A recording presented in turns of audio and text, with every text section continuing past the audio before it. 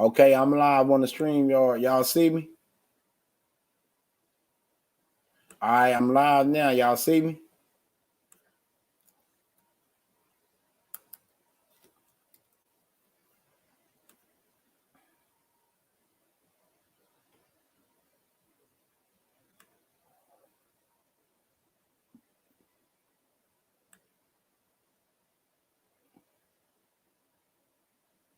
All right, I'm over here. I'm at the stream yard.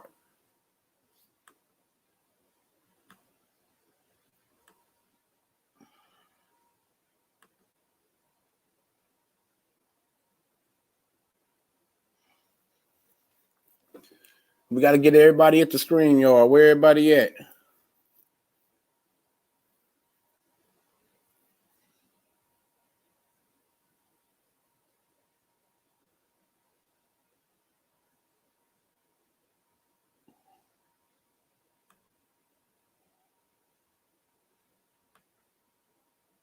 Where is everybody?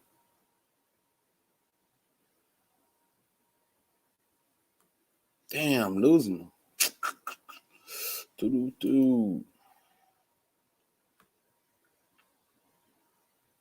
All right, we got 3 people in here. Hit the like button coming in the door. Where is everybody? Where is everybody? Where you at?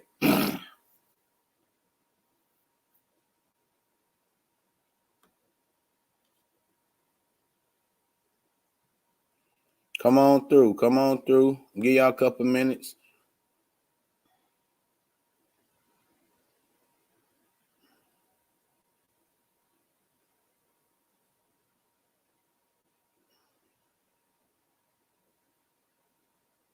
Give y'all a couple minutes. Come on in. Come on in. I'm in the stream yard. I'm in the stream yard. In the stream. I'm streaming. I'm in the stream yard. There you go. You see me? I see you. There we go. But get everybody else over here, y'all, before we can start over. There we go. I'm going to cut the music on here a little bit. Let y'all rock. I'm going to let y'all rock till we can get everybody up in here. I'm going to at least start when we get back to at least, what, maybe like, I don't know, like 15 people. Y'all know we about to get it cracking some more.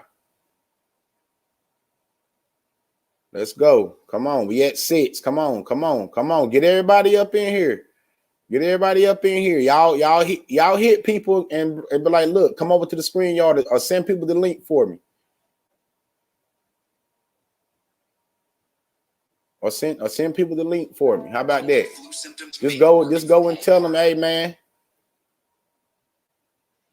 Yeah, before we start. Let's try to get people back up in here.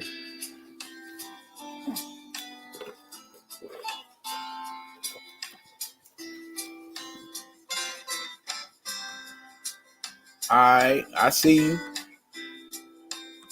I'm trying to wait till we at least get 10 before I start back up.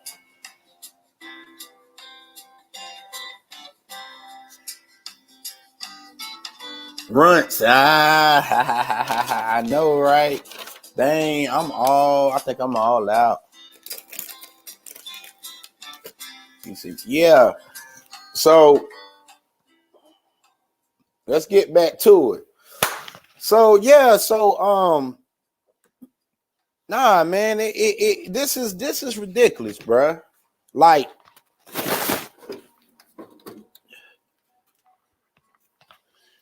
for instance, you know what I'm saying? The dude went back up to the school, and there's no work being done. This is sad, bruh. This is sad. And y'all want to get on Leonard Honor? I mean, you can get on Leonard Honor all day, but Leonard Honor is not trying to build a school, bro. He's not. That's the thing I don't get. That's the thing I don't get. I'm here. Y'all go and get everybody. I'm going to build this. We had 7 people. We got like 38. We're going to get back up there.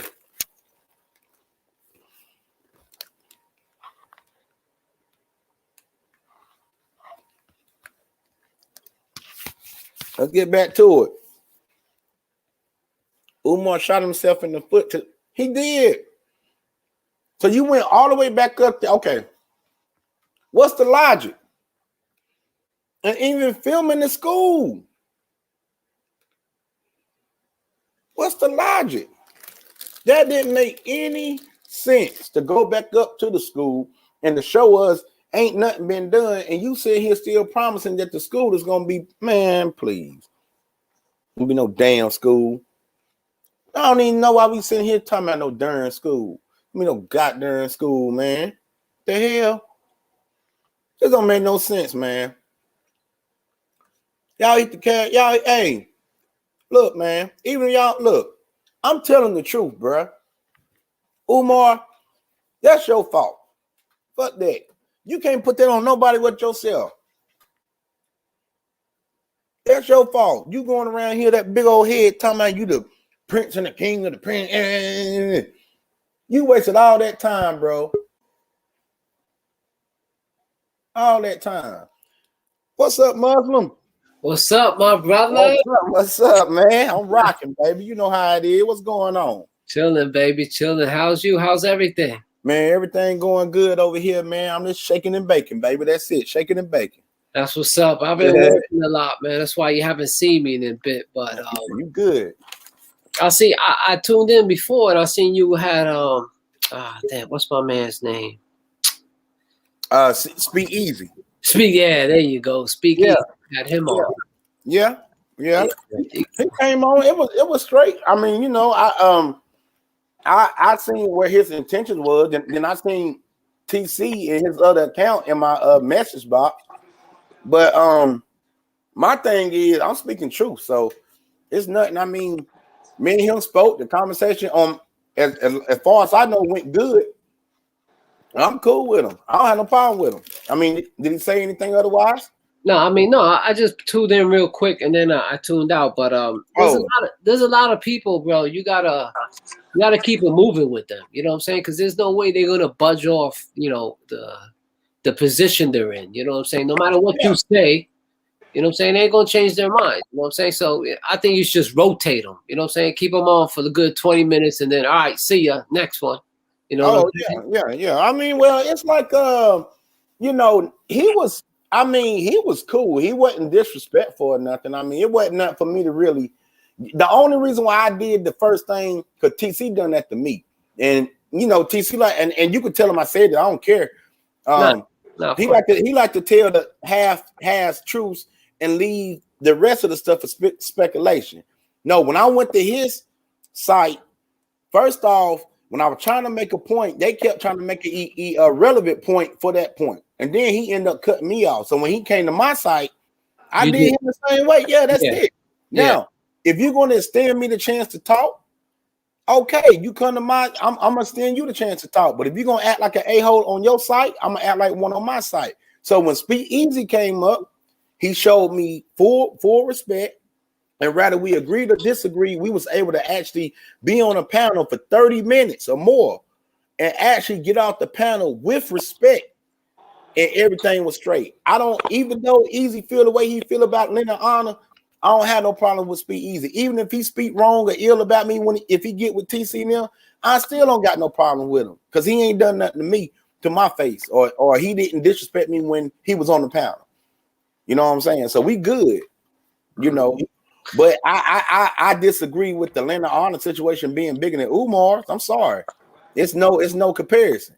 Yeah, man, it's all bullshit, man. And then they're gonna report Leonard Honor's wife, I believe, for welfare fraud. Come on, man. This is no bullshit, man. Welfare fraud, man. Yeah, man. What's up, Knowledge? What's up, Knowledge? What's going on, y'all? What's going on? Yo, think about this. Hold on a second. Go ahead. But when I tune in and I listen to what they say, their argument, it actually works against them. Because if you think about it, right? Lennon been on YouTube for how long? 12 years. Okay, so he got a following of people that he built a relationship with them, right? Right. So when he asked for help, you know, You know, he was in the gym. He needed help. You know, people came to his aid, and not only that, but as far as transparency, he put the exact amount next to people's names, how much they give. Like let's say you give 300, he'll put 300. He'll put your name. You got it. Right. So every single person that gave Leonard Honor money, he put their name next to it, unless they didn't want the name next to it. You got it. Right. So transparency was there. Right. If anyone thought he was doing anything wrong, they would ask their money back. They would say, "Give me my money back." He would have refunded their money back. All right. Right. But here's the thing, right? If this so-called this welfare fraud was true, all right, this is the way it is in Jersey. So I don't know how it is in California or whatever the hell. The wife is supposed to act like the husband's not home. You understand that she's not married. The husband can't be home anytime the welfare social worker comes to the home, correct? Is that the way it is by you? Keep talking. Okay, all right. And then I tell you, I'm listening to you, then I tell you what I think. All right. So anyway, so look, so he's not, there's not supposed to be a man at home, period. All right, for her to receive any type of assistance from the government. That's not true, though. That's not true. The man can be home, and if he's making below a certain amount, they still cut him a check for. But that's not fraud. But that's not fraud. That's not fraud, right? Okay, but they're saying it's fraud. What are they saying? They're saying that she's lying. Okay, saying that I guess she's not married, receiving this money with no man. What money? What money though? Well, whatever. Section 8, welfare, food stamp, whatever they say. Okay, hold on. Wait a minute. You see now, but think about it. Now, Section 8. If they lived in Section 8, it wouldn't have been no need for him to ask for donations to go get an apartment. Because Section 8, the state take care of that for you. You see how quick this is to really figure out. But the thing is, they're saying he's a fraud. How? But that's what they're saying, that he's lying for that money. But here's my point. My point is this, okay? The man is doing videos from inside of his home. Right. For 12 years. And they're showing that. They're saying, look, he's committing fraud, but he's doing videos inside of his home. You got it? I got it. So therefore, it's an open, is Leonard Honor a dummy? It's like he's gonna go ahead and commit fraud and then be on YouTube recording himself inside of his own home. Like, how could that make sense? You understand what I'm trying to say? I mean, but do we know that it's fraud though? No, it's not fraud. It's not fraud. This is what they're saying. I'm trying to tell you. No. Listen. My question is, what basis do they have to say that Leonard Honor is fraud? You get what I'm saying? What else did they say? You telling me on the surface stuff. What else did they say after that? You know? This is their accusation. They're saying that she's lying about not being married. Okay, the man ain't home. She got 5 kids. She needs help. All right. So that means they would have had to see her paperwork and whatever she filled out. Whatever it is. But the thing is, in New Jersey, the man can't be home. He can't be home. She can't have a husband or a man at home and receive the assistance from the government. You understand? She got to lie and say, I'm not married and I don't have a husband. Got it? So what happened in your state if the man is handicapped? Or you know what I'm saying? That's different. Handicap is different. That's different. But the man can't be at home and she can't be married in New Jersey for her to receive any type of assistance from the government. Right. Okay. I'm saying this. I'm saying that first of all, Lennon loves his kid. Number one. Okay, he'll do anything for his kids. If he did commit that type of fraud, okay, for what, 20, 30 G's, whatever it is they're saying, I'm not going to argue. He's not going to risk going to jail and leaving his kids out here unprovided for. Right. Why would he do such a thing for petty money? I mean, what are you talking, 20, 30 grand? Not only that, but look, he's incriminating himself. Think about it. Right. He's at home, right, doing personal classes, you know what I'm saying, some manhood lessons. He's doing all that from inside of his house. Right. Which he's saying she lives. So how is he gonna say? How's she gonna say he don't live here? But 12 years he's doing classes. He's recording himself inside of the home. You understand what I'm trying to say? Right. I got it. Yeah. So somebody wants to report her. Okay, I'm not gonna say names, but somebody want to report her for welfare fraud or whatever. So look, you could just take 12 years of him at home recording himself inside the same home that you're saying she's lying about, that he's not there, but he's there. So how the hell could he be committing welfare fraud? But my thing is, listen, no. What you saying, it don't make sense, brother. What I'm saying don't make sense? No, okay, explain. No, okay, listen. First off, we are speculating off of how do we know their in-depth situation? Because my thing is, before you go all spreading accusations like that, you have to have solid proof of their business, which meaning somebody got their business. If that's true, how did they get to her paperwork? You see where I'm coming from? So my thing is, you can't launch no investigation or call no welfare fraud off of speculations. All y'all can do is sit there and look at YouTube and tell what y'all see. But y'all don't know them people paperwork like that, bro. Now, the difference is, if men are honest out there saying, give me donations, do this and do that. No, and what he's doing, he took his platform and made his platform into something where he can make money. That's all I see. And all I see is, if he has done fraud or whatever, you know what I'm saying, with the you know, whatever, okay, you have to have proof of that. I have more proof on Umar doing what he's doing than I do Lennon Honor. I'm sorry, but I do. So that's what I'm saying. How do we know what's his standard with his wife, with the kids? If he's sick, can he work? What type of work can he do? What type? You get where I'm coming from. So it's not enough evidence for me to sit there to even entertain that, with me not really knowing his actual personal situation. Okay. For example, look. Okay, for example. All right. This is what they're saying. They're saying she's committed. She's lying to the state. She's lying to the state, saying, how they know? This is what. Yeah, right. This is what they're saying. She's lying to the state in order to receive benefits. Okay. She's not married. Her husband ain't home. Okay. She ain't got no income. All right. Okay. Now look, she's incriminating herself according to them. This is their story, not me. I'm finding the holes, and I'm saying, listen, how could you guys believe this? But look, she has her own jewelry business that she was doing online. She was selling jewelry, correct? Right. Okay, and they're telling me that. This is what these people are saying. Okay, at the same time, they're saying that she is committing welfare fraud. She's also selling jewelry online, number one. Number two, she's saying her husband, for her to qualify for that money, she got to say her husband ain't home. You got it? Now, they got 12 years. They got 12 years of Lennon online helping people, doing classes, doing manhood lessons, so many things that he's charging people money, you know, half hour at his house, inside the home that she's saying he's not there. It's like, it's either Lennon is hypnotizing the whole world, or he's an idiot. Which one is? Right. Telling the truth. True. Right. His wife is not lying. Okay. Right. And he's hustling, providing for his family, and so is she. And they're not getting no welfare. They're not getting any type of state assistance. That's the truth. I mean, I don't know. Am I wrong? I mean, please. I mean, I don't see that. Everybody else, please tell me. Am I seeing this wrong? Listen.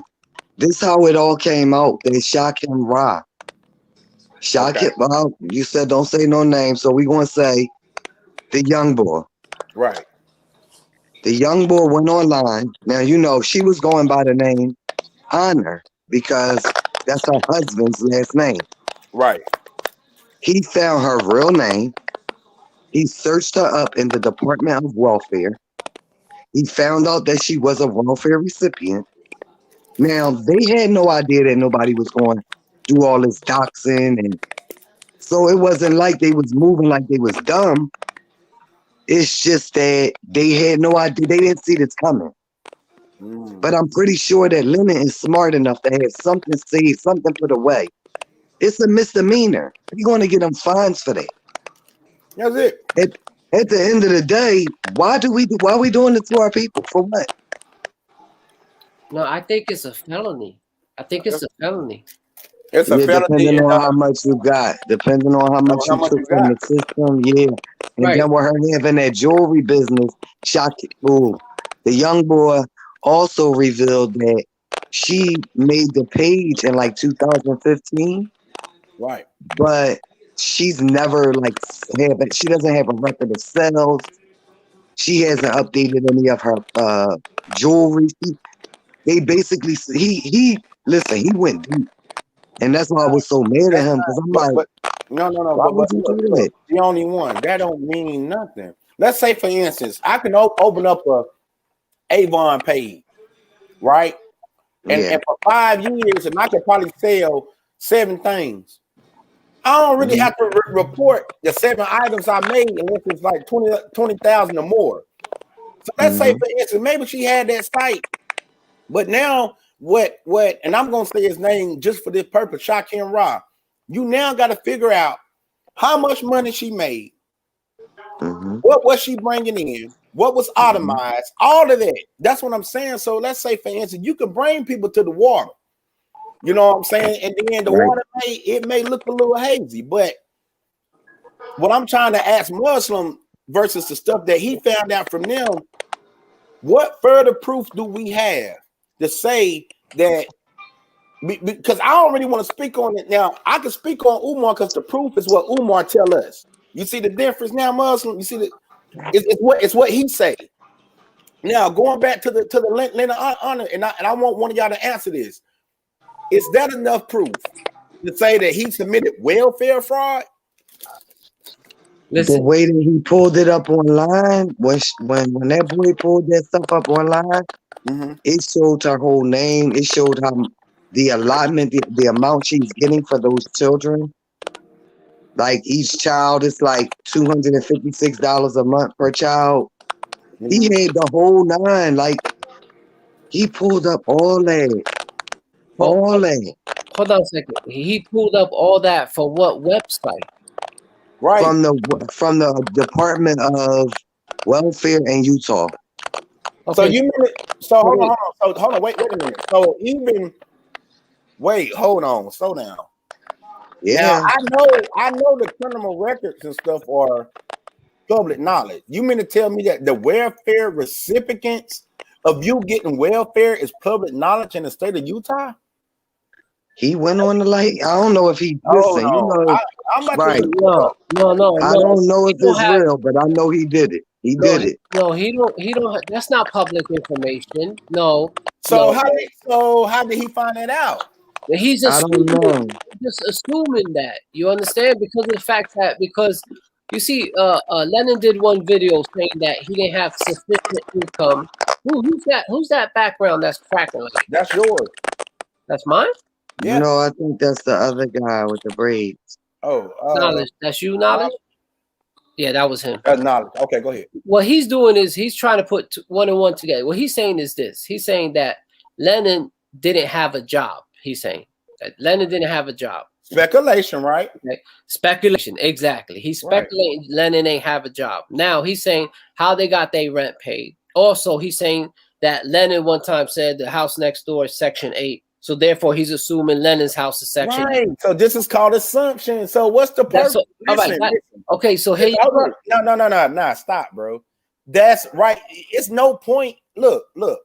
But here's the thing. He this is what he did. He went and he reported her. Yes. In the state of Utah for welfare fraud. Off a assumption. Listen. Assumption. Listen. Okay, now pure speculation. Listen, right. So this is what this young man did, and this is what I'm trying to tell Umar. These young kids are doing stuff they don't have no business doing because in the name of you. He is assuming. He don't have solid proof. This is what I'm trying to get y'all youngest to think about. Okay, wait. Listen. He's assuming.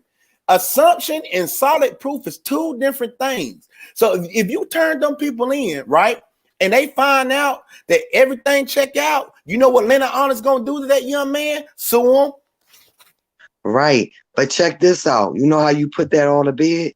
How? With all this COVID and stuff going on.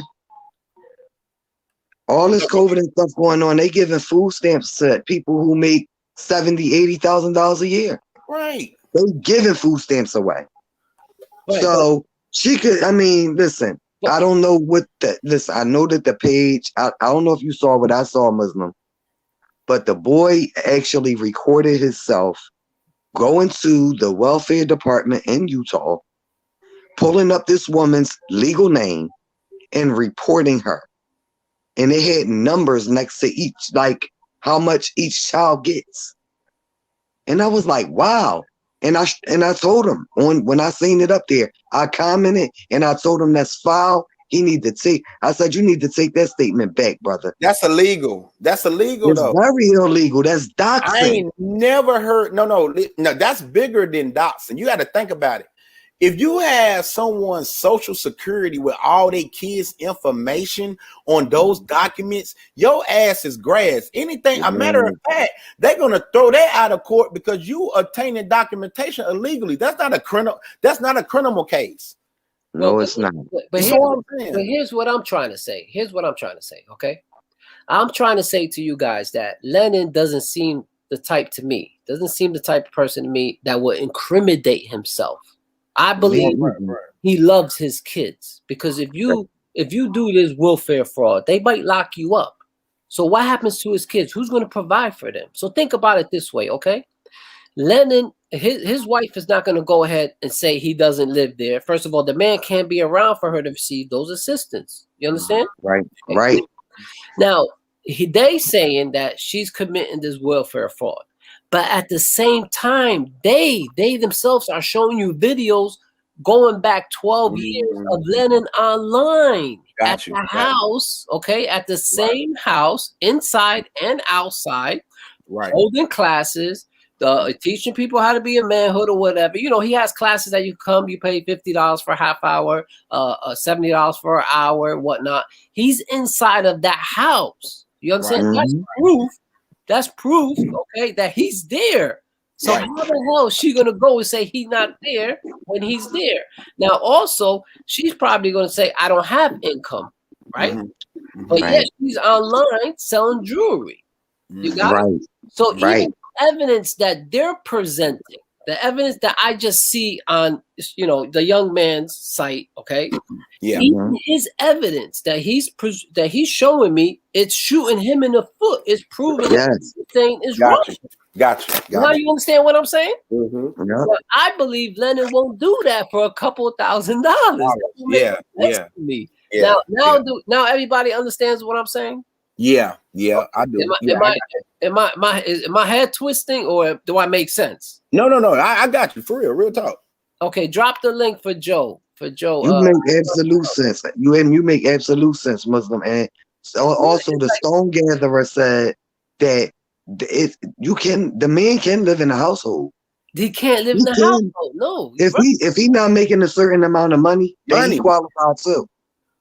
He qualified for the money too. Right. So maybe they all getting a little assistance. Maybe they not getting no assistance. Yeah. He might have just did some old, you know, all this crazy stuff they go on the internet. Well, see, hold on, Lennon Honor, he in school, ain't he, y'all? And he working full time now. So therefore, either or, the way we look at it, there's no welfare fraud. It can't be. Because Lennon's not that stupid to go ahead, tell his wife to go lie, and then he's online for 12 years. Recording himself in the house. Exactly. You know exactly. And that's why I said I made that comment.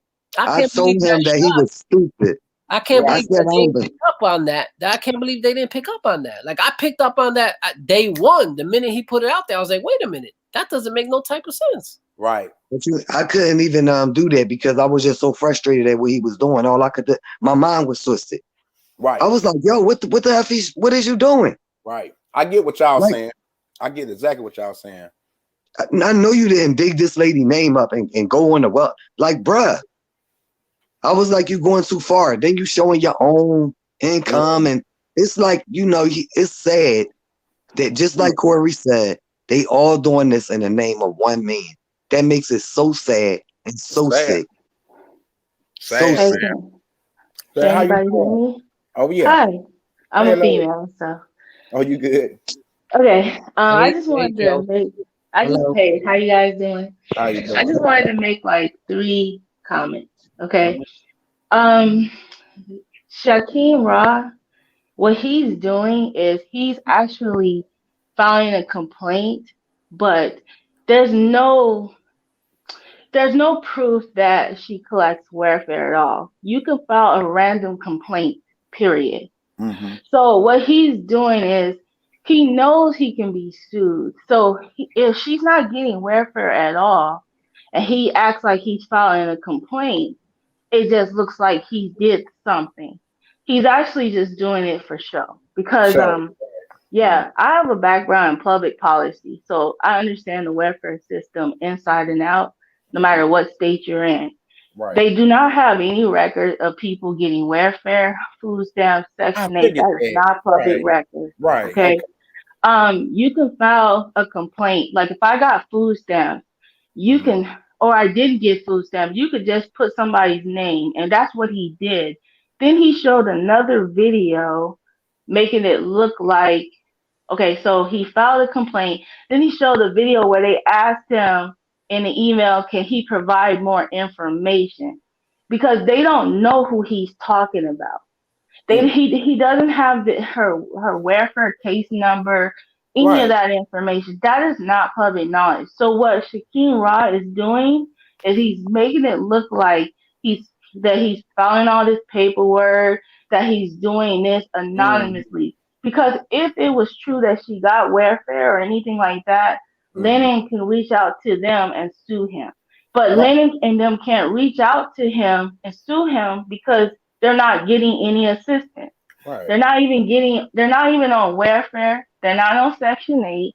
They're not on any of those programs. So Right. if you reach out to those programs, you're like grasping for straws Mm. because they really trying to figure out who you are. It's just like if you contact CPS on somebody anonymously, right? Right. And CPS comes out. CPS is not going to tell you who the person was, right? But Right. they're just going to come, look around, and leave. They're not going to call Shaquem and say, guess what? I went to their house and you were right. You know Right. what I mean? So they Right. don't do that. So what Shaquem Ra is doing is putting on a show for likes and for just to get super chats. He's doing Right. exactly what everybody else is doing too. He's Right. just mad and bitter Bitter. because Yeah. he's Shaquem Ra is mad because, like he said, one of his videos got flagged. Let me just tell you guys this: Okay. if you're a paid subscriber for YouTube Premium, every now and then, YouTube will ask you, "How do you feel about this video?"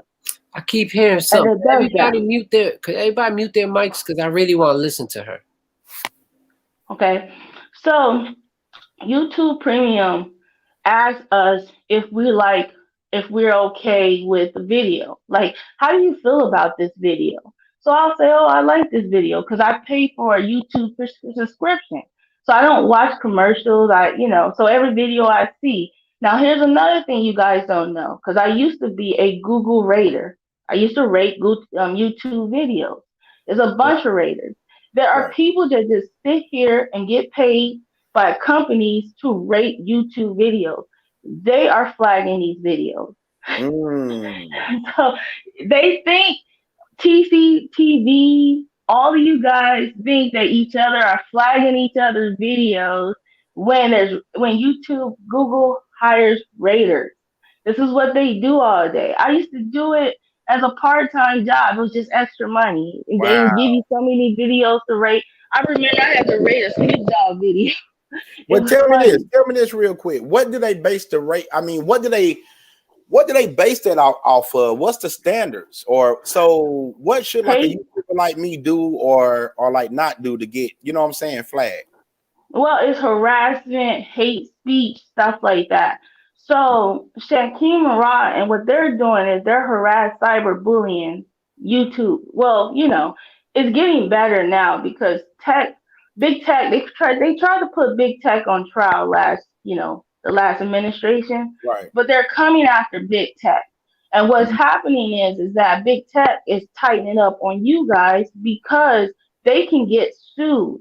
if you go after Lennon, if they remove that law where big tech is liable, and someone goes after Lennon, they can actually arrest Shaquem Raw, but you can also sue YouTube. Man, I was saying that stuff. So when Shaquem Raw makes these videos, he's posting her name, all these information. And when you were talking about criminal intent, you're right. They're tracking that. They're tracking these people's videos. YouTube has your information. YouTube is Google. Google do not understand. They just do not understand how much they're being tracked. Lennon is not reporting. That's why Shaquem could not show you proof who reporting his videos.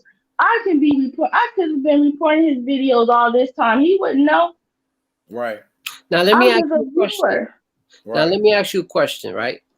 Does it make sense? Well, here, with the social worker, let's just say for argument's sake, okay, he's right, okay, she's doing welfare fraud, just for argument's sake. Right. Wouldn't they find out that Lennon is doing 12 years of recording himself in that same house that she's saying he's not living in? They don't base it on that, because you can get, if they're not married, right? Let's say they're not, let's say, you guys say that they're not married, but they are married. They are married, just not by the state, but they are. I'm in the South, and they have common law marriage here. But let's say for sake they're not married. If they fill out documentation, even if it's the kids, depending on what state you live in, that says that he's responsible for his income and he's responsible for hers. These social workers don't go on YouTube and investigate if he's in the house. They don't do all that for welfare fraud. Welfare fraud, they're gonna go by where the mail is coming in, what his address is on his ID. He can make all the videos he wants. What you guys don't understand is that YouTube is not really the real world. It gives you a glimpse into people's lives. Oh my, thank you. But you don't know the full extent of these people's lives. Like, you guys don't know that Utah has different laws than California. It's just like they tried to put on there that he has a forcible detainer, right? Right? Yeah. In California, Arizona, forcible detainer means an eviction. Like, they're asking you to leave. A bank can ask you to leave because they foreclosed on a home. Right. They might want you to leave because you had a dog on your property. They could just do that if they want to. Your lease could be up and they refuse to sign another lease with you. They can do that. It doesn't mean that they kick you out. These people are grasping for straws. And Shamra or Shamran, whatever his name is, he's young. And all these people are under 25 years old, like Flacco and all them. Flacco, half of the things that they're doing on the internet is so criminal. It's just that in the Black community, we don't tell on each other like that. Right. But trust and believe, if they did this stuff to some white people, they'll be locked up now. They'll be blocked and banned from the internet. Hold on, Muscle. Hold on. So that's what I'm saying. Like, that's what I was trying, and that's the platform. I came in the door saying that we have young kids that don't know what they're doing. And as adults, we should be guiding them a little better than that. Now, and I'm glad that you came on here because you cleared up everything I've been saying. You cleared up everything I've been saying. That welfare stuff don't mean nothing. They gonna have, if they do it, it's not like what y'all think it is. And the thing is, people are trying to make Lennon Honor. They trying to give him the same volume as Umar Johnson, so therefore it can be an even playing field, and therefore, because they feel like that the Umar rhetoric is dying down because he don't really make no content no more.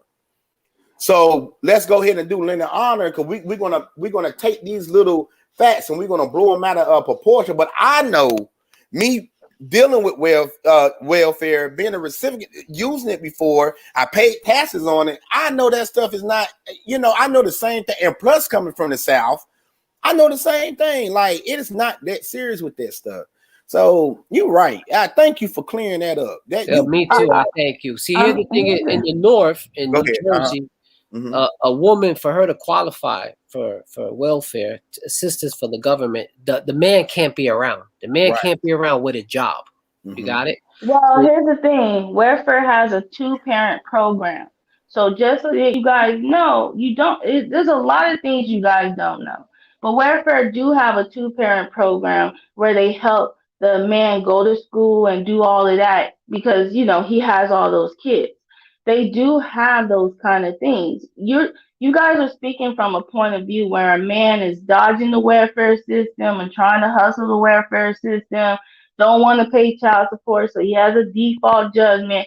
That is, you guys are talking from that point of view. You guys are not seeing it from the point of view where they actually do have the job service for the man to and the woman, and they can go to school. And if their job is only part time, they have extra funding to help that man get on full time. But we're not saying that that's something Lennon is doing or not. I'm not pro Lennon. I'm not pro. I'm not pro. Umar. What I'm saying is that the difference between Lennon and Umar is this. Umar is, like he said, ADHD, got all these things going on. Umar has been running a scam, and people might not say it's a scam. Maybe Umar don't think it's a scam because he is convincing. Umar is going around trying to make it seem like he's opening up a school, but he's really just surviving off the donations. And that's my personal opinion. And the reason why I know he's surviving off the donation is because this is a guy who brags about everything, shows off everything he's doing. He would be showing off his house, his where he lives, him taking out the trash, washing clothes. He is that kind of person. Instead, he shows off his rental cars, him in a hotel room. He shows off those things. He is very. People think that being ADHD, there's something wrong with it. Yeah, there's some characteristics with ADHD that can be very toxic, which he's showing right now. But ADHD people with ADHD are very gifted at doing what Umar does. He memorizes things very well. He can regurgitate information that he hears. He's good at those things. He's good at speaking. And if he stuck to speaking all the time, he probably would be great. But Right. what he's doing is he's learned how to survive, Off and of he's gifted on how to survive off that money, and he's gifted at hustling, and that's what he's doing. And right. unfortunately, he's taken advantage of the people in our community that are not as educated as a lot of us is, who's Right. more vulnerable financially. He's targeting it on single mothers, men who don't pay child support, men who did go through the system with ADHD. Those are the people he's taking advantage of. And Right. I normally say people who fall for pyramid scams because There you go. our people do fall for pyramid scams, check fraud scams. Yeah. We fall for all that. We go to other people to do our taxes, to get our taxes done early. We Right. fall for that. So that is the community that donates to Umar. And Right. that's the community that we should be protecting. And Right. instead of us protecting that community and holding him accountable for taking advantage of those people, you know what we're doing?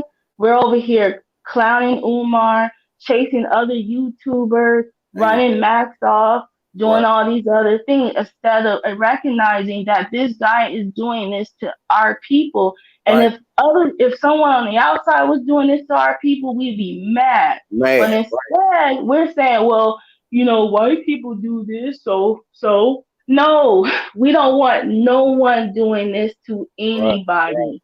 Right. Right. Period. but here, Right. but So the thing is, go they ahead. trying to say that Lennon's scamming the way Umar is. Right. No, they're saying Lemon is scamming because Lemon gets super chats. Do you guys realize that maybe people feel bad for him that he has all those kids, so they Mhm. want to donate to him now more because these people are making it seem like he's more destitute than he really is. So they want to help him out. I look at Lennon, and I see the people that donate to him. You guys are, they're trying to mess up his pockets. These people who donate to donate to Lennon, they donate to each other. They are a network. I'll see Afro Singali donate to him. Then I'll see King Kong consciousness, King Kong donate to him. They all donating to each other. That money is going around in a circle. Right. Yeah, So but Anti-Afro, she don't get donations. Her page is not monetized. Right. She doesn't have to get donations on her page. She can get. I can email her and offer to send her a donation if I want to. Yeah. All right, I got you now. Oh, one more thing I want to ask you, because you got knowledge on both of y'all got knowledge on this. All right, so now he took up a case, right, in Utah, saying accusing her of welfare fraud. Now, if that doesn't pan out, right? Let's say it doesn't pan out and she's not committing fraud, could they sue him?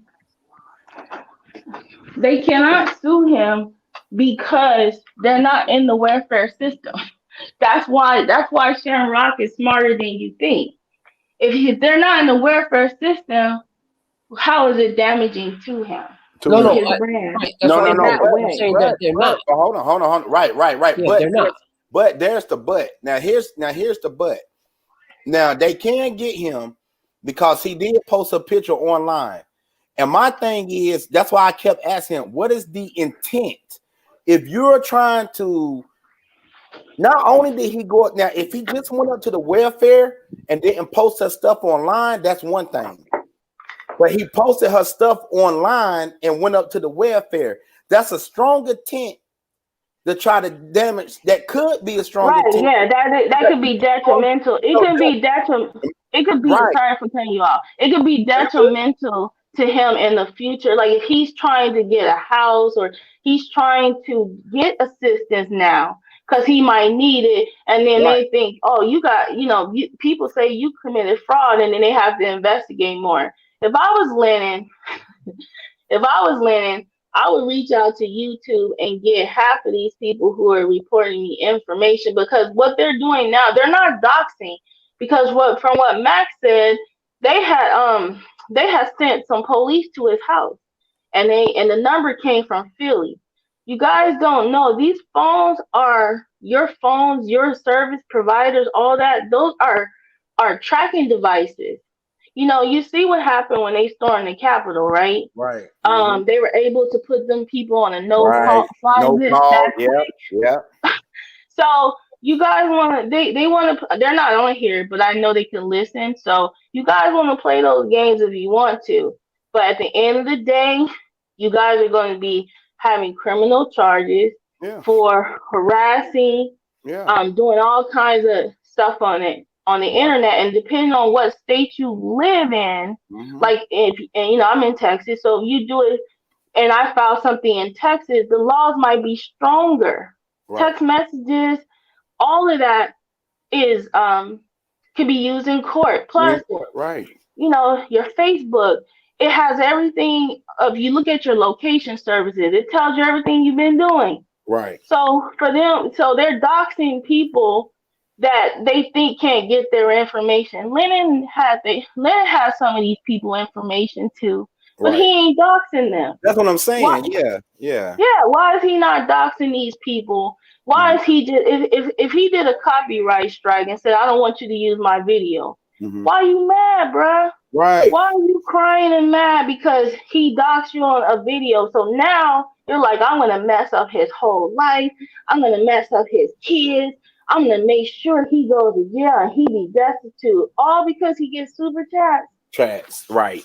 And that's all I was saying. Like, y'all mad because this man kicking y'all ass in the super chat. Y'all got to go to his wife. And that's what I was trying to tell Shaquem. I said, brother, it's the intent of what you are doing, what you're doing. If something happened to his wife, if something happened to Linda Arnold because one of them fools that love Umar hurt one of them, that's going to come back on all of y'all. And that's what I was trying to tell him. And when you speak law, there are gray areas till you come to the intent in which you committed the act.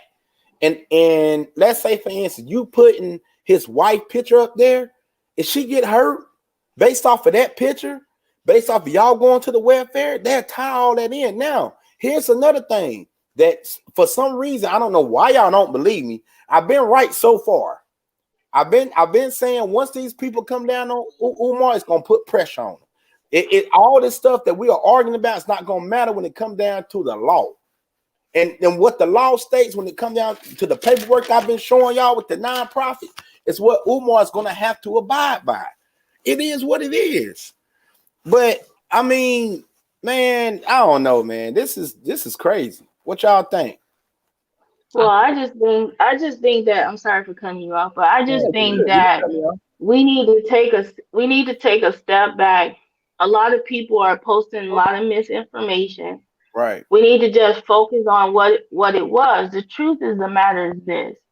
If Umar has been taking advantage of people and he hasn't he's not showing account of the money that he's raised and doing all this and that.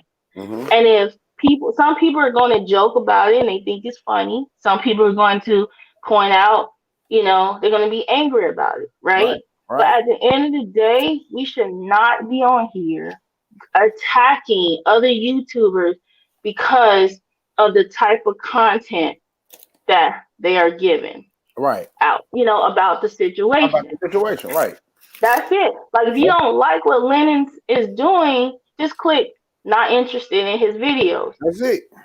That's it. All you have to do. The more people that's not interested in his videos, the less money he gets. Right. But you can't change that. Yeah, but the thing is, it's because of the super chats. It's because of the support. Look, he could do videos on Umar all day and night, but if he wasn't getting money for it, for his content, for doing that, and the support and the love, they won't be bothering him. Do you agree with me, Joe? Right, I agree. They would not be bothering him if he wasn't getting super chats. Okay. At some point, you have to understand that his fan base is who his fan base is.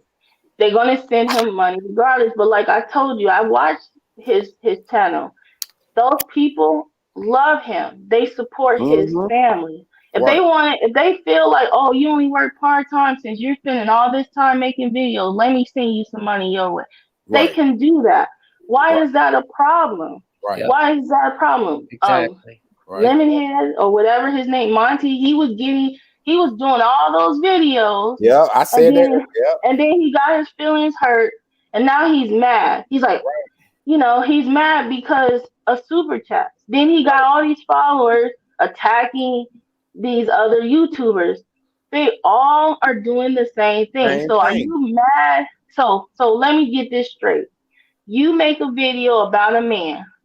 That man makes a video about a man. So now you gonna make a video about a man making a video about a man, so that another man can make a video about another man. That's look, you want to hear something funny? Now, hold on. Let me say this. Earlier, when I made a video and I was talking about that, and my biggest thing was, here it is, man. You're literally talking about lending honor, but then you have on a blonde wig in front of the FDMG school. You had on a wig, bruh, showing us the school with a wig on. So my thing is this right here. Was it okay then to talk about Umar? Because honestly, Monty, you done the most. Didn't nobody go up there with a wig except for you at the school, and you did a whole tour with a wig, a blonde wig on with a brown jacket. Well, you know what I call it? I call it the morale YouTube police. Because for some reason, everyone has somehow caught a moral compass now. Because when it comes to Umar now, they're like, oh, you know what? Yeah, he might be taking advantage of people, but you know what we not going to do is sit on here and make tons of videos about him. Go ahead. Before I let Keeper in, because I want her to speak, I heard somebody say the other day, we should boycott Lennon. Oh my God, boy. Lennon kicking their ass that bad, boy. Go ahead, Keeper. Yeah, hey, how y'all doing? What's up, people? Yeah, I just want to piggyback on the part about the wife and receiving, public assistance. Yeah, go ahead, shoot. Okay, we have to be mindful that she's a wife, that she was a stay-at-home mom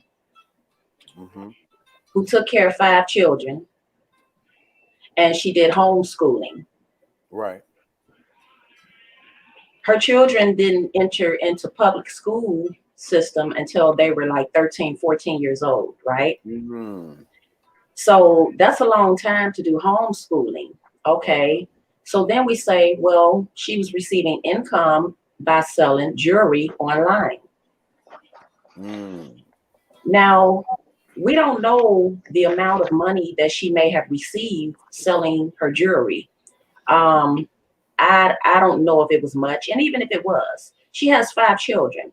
And when you're in the public system, public aid system, there's a standard amount that can be made in the household. They give you like how many people are in the whole household and how much can be made. How much income can be received within that household before you get public assistance. Right. I guarantee you, she wasn't selling enough jewelry to be denied any type of public assistance. I figured that. Whether she got it or not, she wasn't denied that amount. Also, she didn't have to report her income because there's a ceiling. There's an amount you have to make before, they come after you to report your income. I figured that. Right. So everybody's, these guys out here talking about, well, she made money, she's doing fraud on, where's the proof? Right. That's my only thing. Where's the proof? Okay, so they say the guy, he supposedly went down to the office and got her name and reported her and all this different stuff. None of that's public information. We know that. Right. Also, I know for a fact, I've seen videos, they went to ancestry.com and got her information. Right. If you have an account with ancestry.com, you can pull up anybody. You want. Census records and all that good stuff. You can get the real name. You may be able to get pictures and all kind of stuff. I mean, I'm on Ancestry. I've been on there 2-3 years. I'm doing my genealogy. I typed in Lena's name and I got the same information they got. And I'm like, damn, this is how they got the information. I figured that. God. Yeah. Oh my God. Because that's why I was stopping you, Muslim. Because hold on, what's that? That's somebody's phone. And that's why I kept stopping you, Muslim, because Shakim Rod, I don't really think he know the dynamic of what he actually did. When you start assuming things, that's one thing. When you start trying to get like public assistance involved and offer assumption, you can get yourself tied up, bro. And that's not smart. My point was this. You see, I'm in New Jersey. New Jersey, right? Y'all rules ball game. Yeah, there's different rules for you to qualify. A man can't live in that house. There can't be no type of income coming from a husband. You understand? Yeah, right, and see, that's the thing. Every state has their own separate rules when it comes to that. Every state differs from state to state. Right. Exactly. And that's what people don't understand is that you guys are, speaking your experience, your truth. Like some of these YouTubers telling themselves, like I can tell just by their conversation if they ever had a default child support judgment before. Right. That's by the way they speak. So, and then I'm like, wait a minute, what state are they in? Because I know in this state that it don't work like that. Right. But they're blinded by jealousy and hate. Mm-hmm. And so when you're blinded by jealousy and hate, you looking, you searching. But what I'm saying is Shakim Ra, he is faking the fun. I already knew it. Yeah. He is fake. He fake sent an email. Look, you send an email to randomly about somebody. Then the person sends you an email back. Can you provide us more information? You tell them about, see, this is proof that they get it. That's not proof. And it's laughing. And let's just say this for the sake of lying. Let's say Lynn and all of them did all these things. They was hustling the system. Let's say that's what they were doing. So what does that change? What does that have to do with the fact that we point out that what the things that Umar was doing? Umar is a public figure. Lynn is not a public figure. He's just a YouTuber that provides you just enough insight in his life so that you can go and search for more. You're so curious about what he got going on, so now you want to look his information up. Right. How many of us looked up Umar? We don't have to. We can type Umar's name. He got a website. Right. He got live. He got a YouTube page that he claimed he don't have, but he do. He got 2 of them. He got 2. Umar got 2 YouTube pages. Oh my God. So the point that I'm trying to make, Umar's a public figure. Right. You know what I'm saying? And YouTubers, you guys are not public figures. I'm not going to log off of here and look up this guy that I'm talking to now. I'm not going to look you guys up. You guys are just YouTubers. I watch you guys for entertainment, right. get information, keep it pushing. If I don't like what you're saying, I'm going to click not interested. Right. All I'm saying is that you guys they taking this stuff out of hand. They're taking a public figure and getting mad because people are making YouTube videos about a public figure. Right. And also I'll add, I think it's in a session. I actually counted the amount of videos that were made on Lennon, and I counted 20 plus videos made on Lennon within a week's time. Now you said a Shakim Ra. Anybody can go to his channel and you can count week to week. Every week he made, I'm talking about from when he first started getting on Lennon, he made 20 videos within 1 week span. Ooh. Yes. I counted them. I'm a Scorpio, so it's no in between with me. Either it is or it's not. So before I speak on anything, I try to get my facts in order. So I went to his channel and I counted. I couldn't believe it. I counted the videos, 20 videos every week since the end of December. I want to say December 30th, he started. Right. You go to his channel, I guarantee anybody to challenge me. He made 20 plus videos every week. And we know challenge keeper. He did. And we know that's not over no copy strike. That's not over no copy. If that's not obsession, I don't know what is. You really have a mental, something's going on. I'm telling you, something is going on for you to make 20 videos over a man and his wife over you claiming he flagged your video. Well, if he came to my page, and I don't know if y'all seen this, but he told me the real reason. Yeah, first I told 2 times. You caught him. Yeah, you was there. But he's so smart. But see, now keep in mind, do you remember when I told him? I said I knew when you didn't know when Nike was created how far to go with you. You didn't even know. You a baby. You a baby. So I already knew where this was gonna go, and eventually I called him up. I ain't even going. If y'all want to see that video with me and Shakim, you got to go back and watch it. I called him twice. Yeah, I want to say that Josephine. That's Josephine, right? Yeah, Josephine. Right. You are very intelligent, and you really on point, sis. Thank you. Very, very on point. And also, Muslim, you know how I feel about you already. I love you too, sweetie.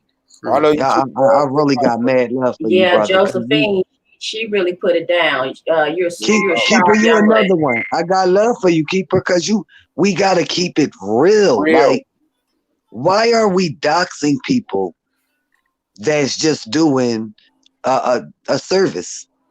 Right. Okay. Nobody's doxing Umar. Everybody know where Umar hit.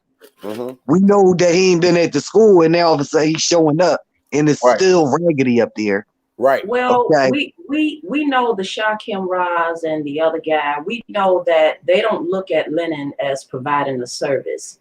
They're butthurt about them feeling that he flagged their video or what have you, and they want to do anything they can do to bring this guy down, as reckless as it is. That's just the bottom line, because when you look at it, it's really no real reason that makes logical sense that they would go to this extreme.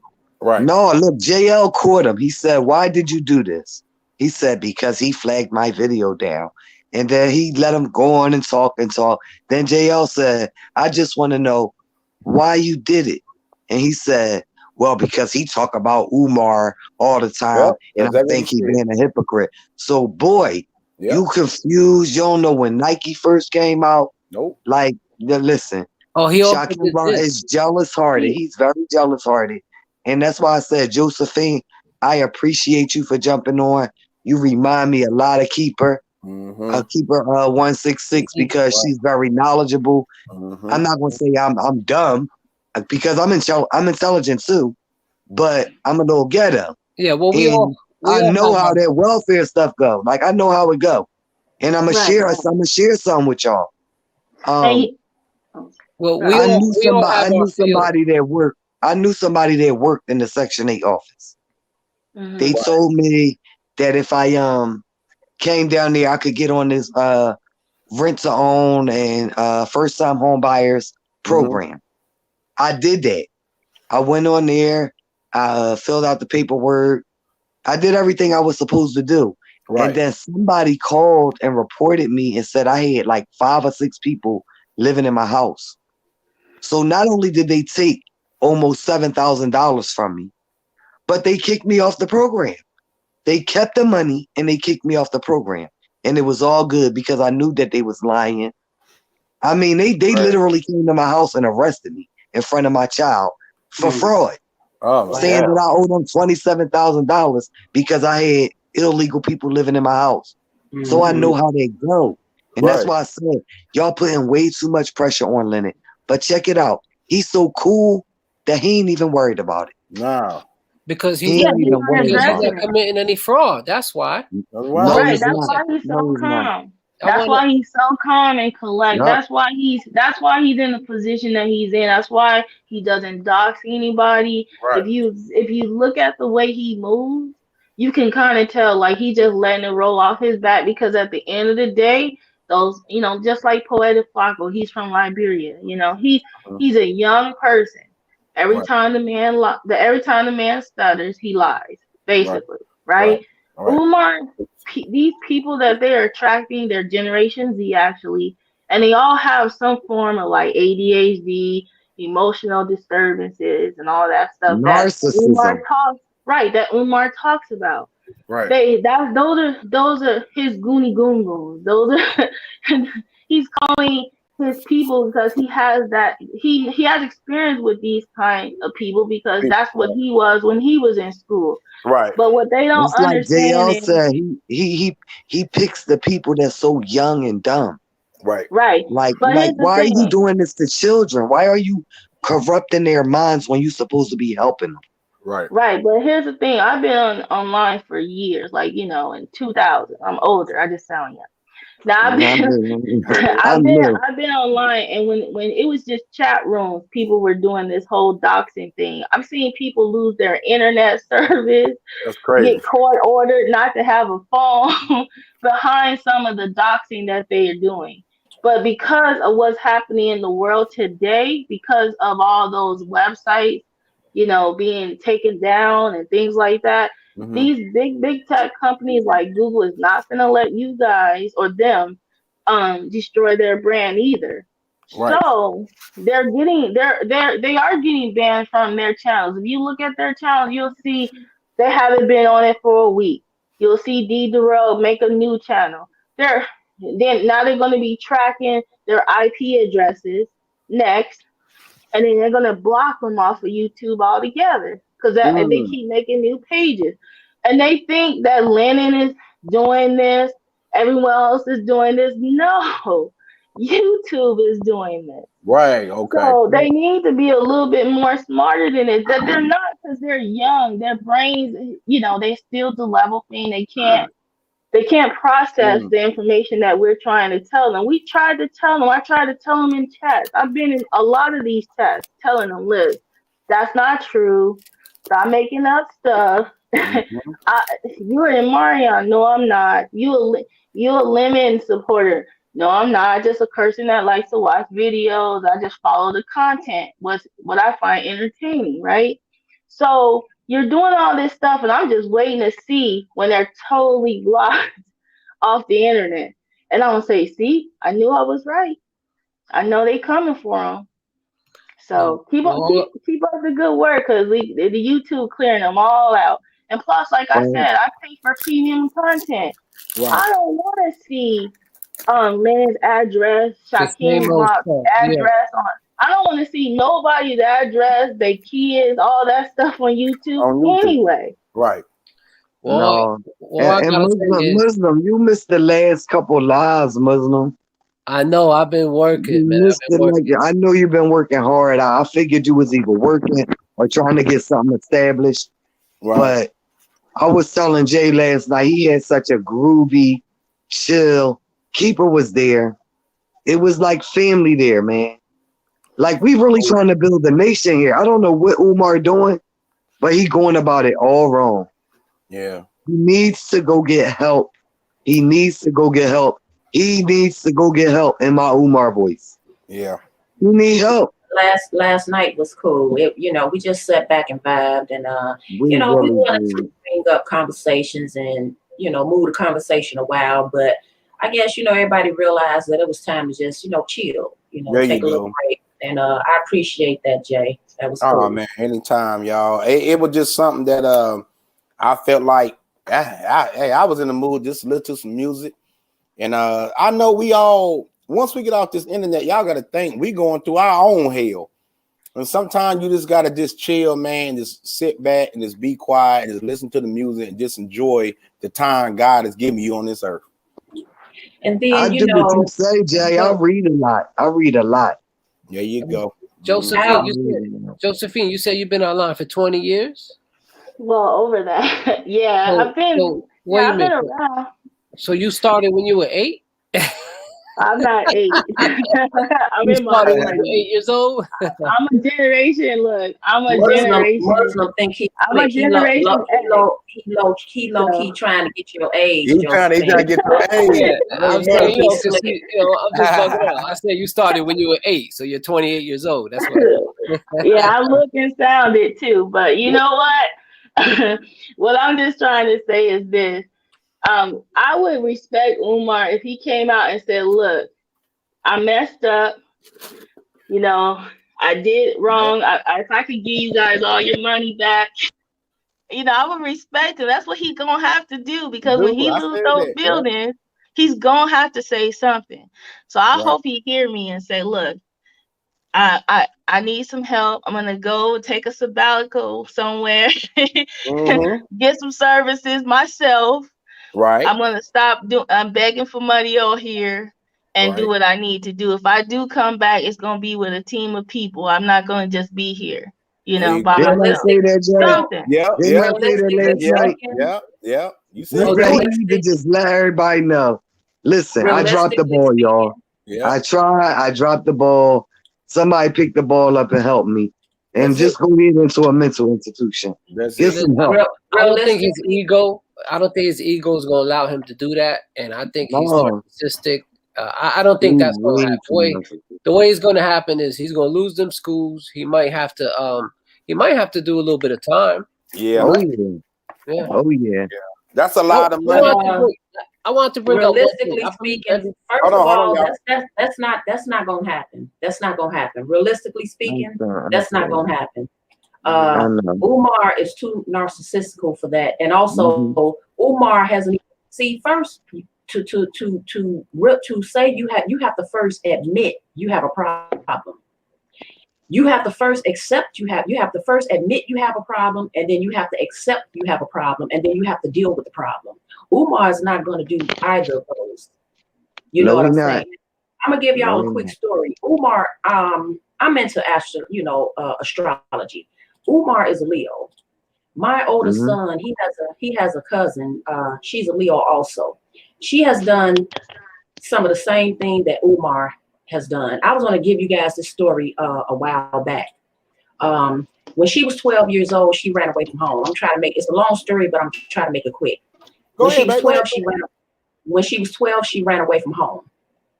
She ran away to go to Memphis with this boy that she had met. He was older than her. All right. So she gets to Memphis. She's 12. She doesn't have no money, no education. She didn't finish school, no education, no way of making a living for herself. The boy, he's barely making it on his own, himself. Anyhow, she turns to be about 14, 15, and I get a call from her. Now, mind you, I'm in Chicago. She's in Memphis. I get a call from her. She says, I'm working now. And I said, you working? I said, well, you 14, 15, where you working at? She said, oh, I work for this company and I'm a, what did she say? I can't remember the name, but she worked in payroll. I said, oh. So she went on to tell me that, oh man, I got to make the story short. Long story short, she was using deceased people's name and working under their name. Now, she did this for years, okay? After so many years, she got caught. That was the first time, all right? She did like maybe 18 months. She had fraud. It's like over $100,000. She did like, she took a plea deal. She got like 3-5 years or something like that. She did 18 months, all right? She get out of jail. How about the girl did it again?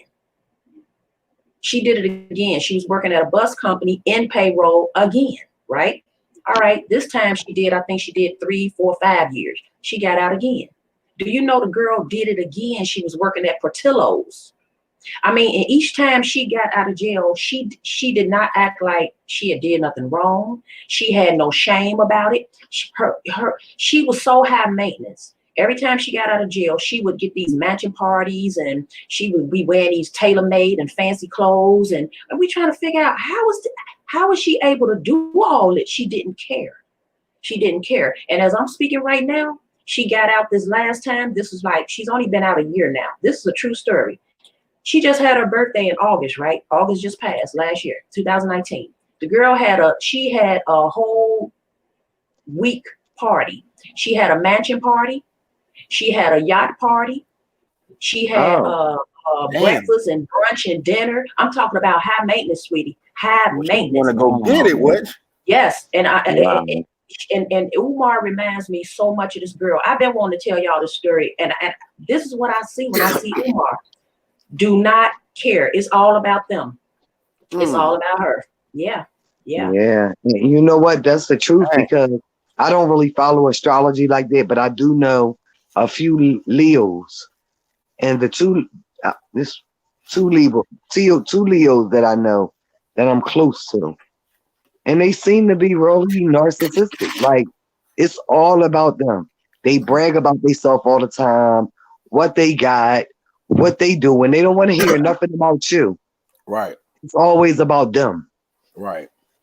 You know, so that story It's that right mental there. health. It's that mental health that we don't address in our community. Right. The narcissistic personality is a very strong one. So you guys are seeing what ADHD looks like when you become an adult. You either become like schizophrenic, narcissistic. You know, it takes on a lot of different. You see compulsivity when you watch Umar's videos. It's kind of sad in a way, because you see it. You see him acting frantic, just thinking off the top of his head, trying to figure things out. But at the same time, he's taking advantage of people at the same time. It's like, you know, but he actually, narcissists believe what they're saying. Do you guys remember that doctor, that kid that was pretending to be a doctor in Florida? Yeah, I remember that. Yeah. That's Umar. Yeah, right. Where he at now? Is he locked up again because he was working at a company and he had the checks going to him. So he's arrested again. He just got arrested again because they don't stop. They don't. Yeah, I noticed Umar when he dropped the video, and I'm only saying this from a analytical point of view. He didn't wash his face. He just got this stuff all around his face while he talking, and that's a sign of emotional stress. You know what I'm saying? He's not keeping up with his hygiene, it seems as though. And I just hope he's all right. And like I say, I'm gonna address this again. Umar, there is no size to pick. And the video that's on that he did, that is addressing this show. There is no size to pick, Umar. I'm on the side of truth. I'm not against nobody. I'm not against you. I'm not against Lena Anna, nobody. We just man, it's just, you just need to just come out and, like the lady said on the panel, and just say you messed up, brother. But I'm not about to pit no side. I'm not about to go through all of what I said earlier. But I'm not about to do all of that. I'm against Umar because he's scamming. He's scamming black people, bro. I'm against. I mean, hold on. Listen, what I'm trying to say is Umar wants people to take a side. What you have to do is, that's leverage for him. Take that off. See, all I'm doing is, you know how people they like to lean, like right now I'm leaning on my knees for support because I'm just anxious. You know what I'm saying? Because I deal with PTSD. If you take the support from him, then it leaves him out there to hold the weight on his own. So Umar, the only way you can approach me by saying pick a side. I'm taking that from you. Let me take the support from you and say I'm standing right here and just telling you get the school up.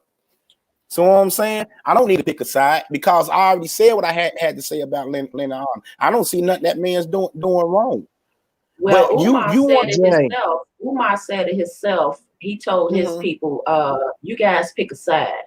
You get on that side, you stay on that side. If you come over here, you stay on this side. He told his people to pick a side. So it is about picking a side. Also, I just wanted to say right quick, I gave that story because in my heart, I feel like Umar is using an alias name. I don't, and that's how he's able to use to say he has those 6 degrees. Because when you go and do some research, you will find the Umar Johnson he actually has degrees. But we know it's not this Umar. His name is Jermaine Shoemaker.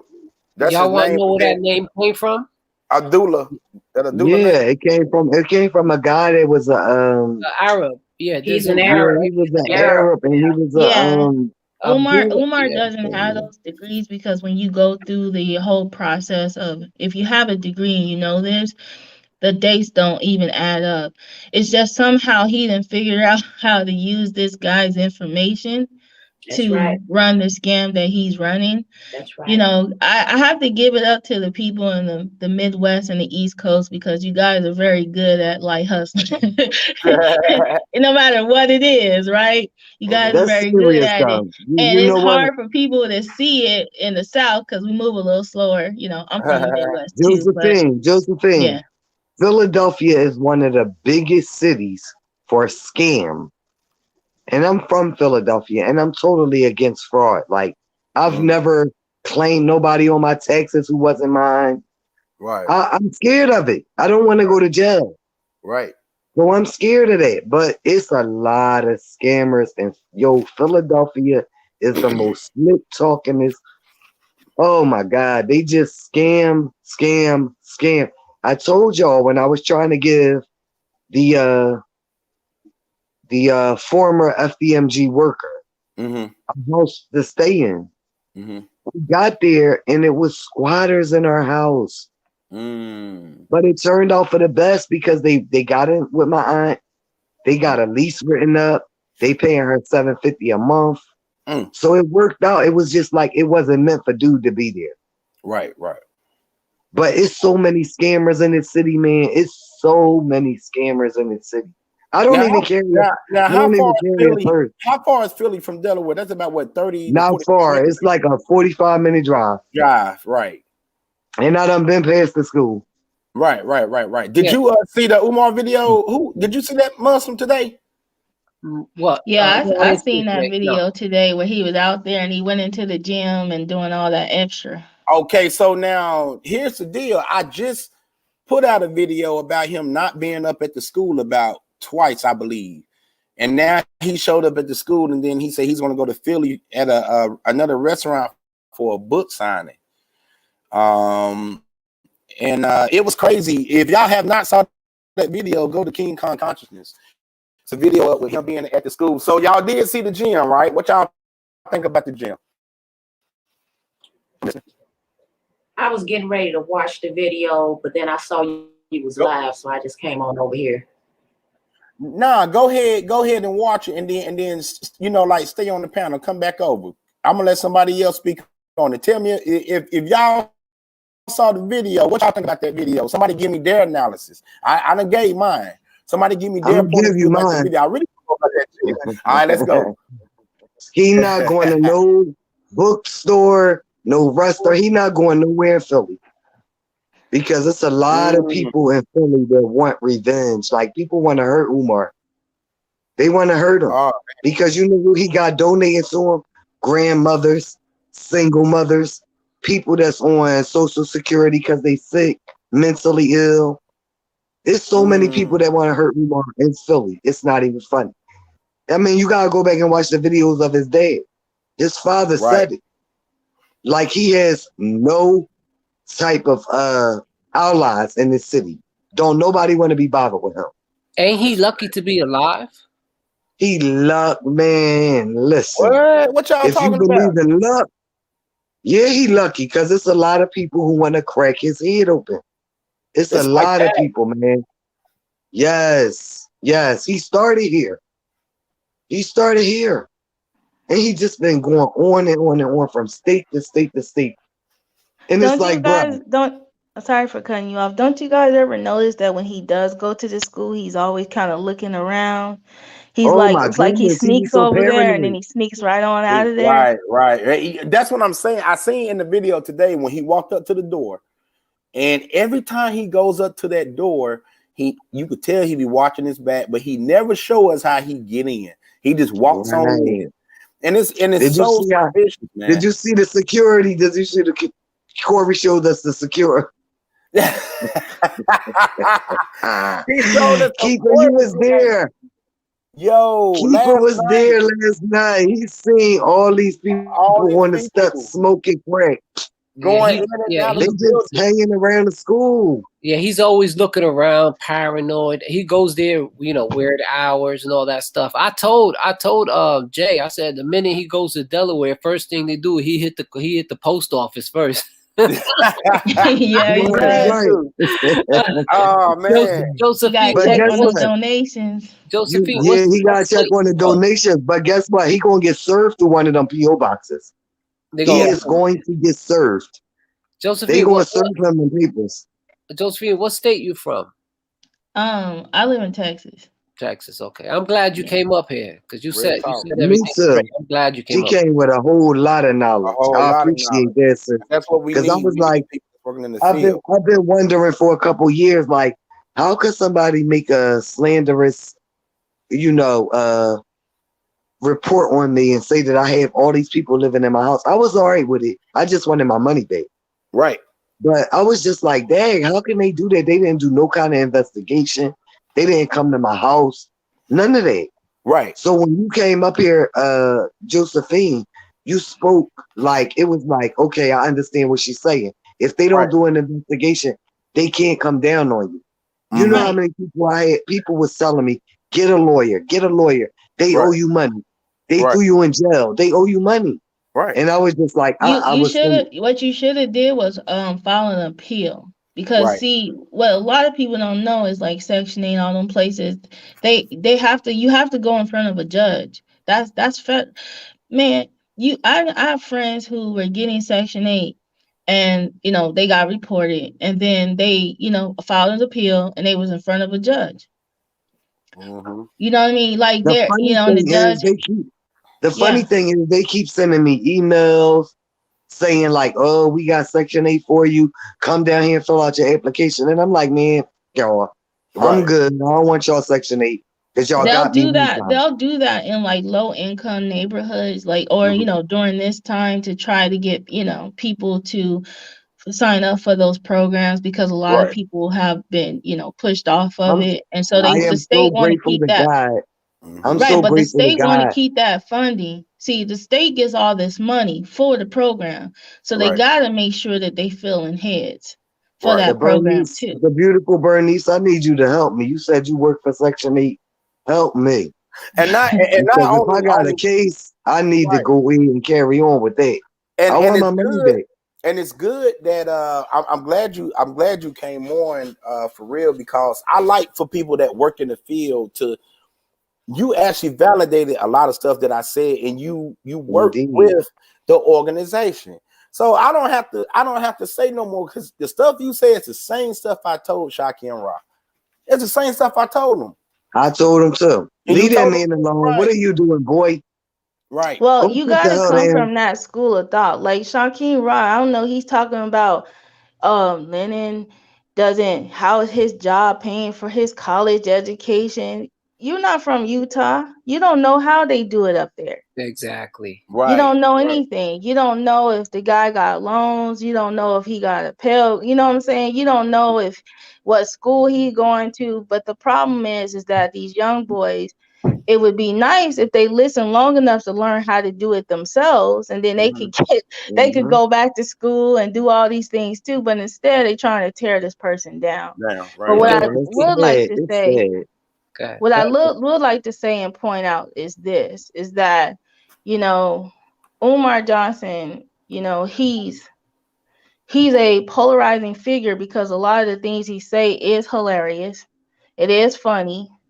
But at the same time, I do feel bad that he does take advantage of like single mothers, because that's the one group of people that he's taking advantage of the most, because the fathers aren't in the kids' lives and all that other stuff. And that's a thing. Those kids are being diagnosed with ADHD. Hey, I don't know if y'all saw that video, but it was a guy who called in to Umar's hotline.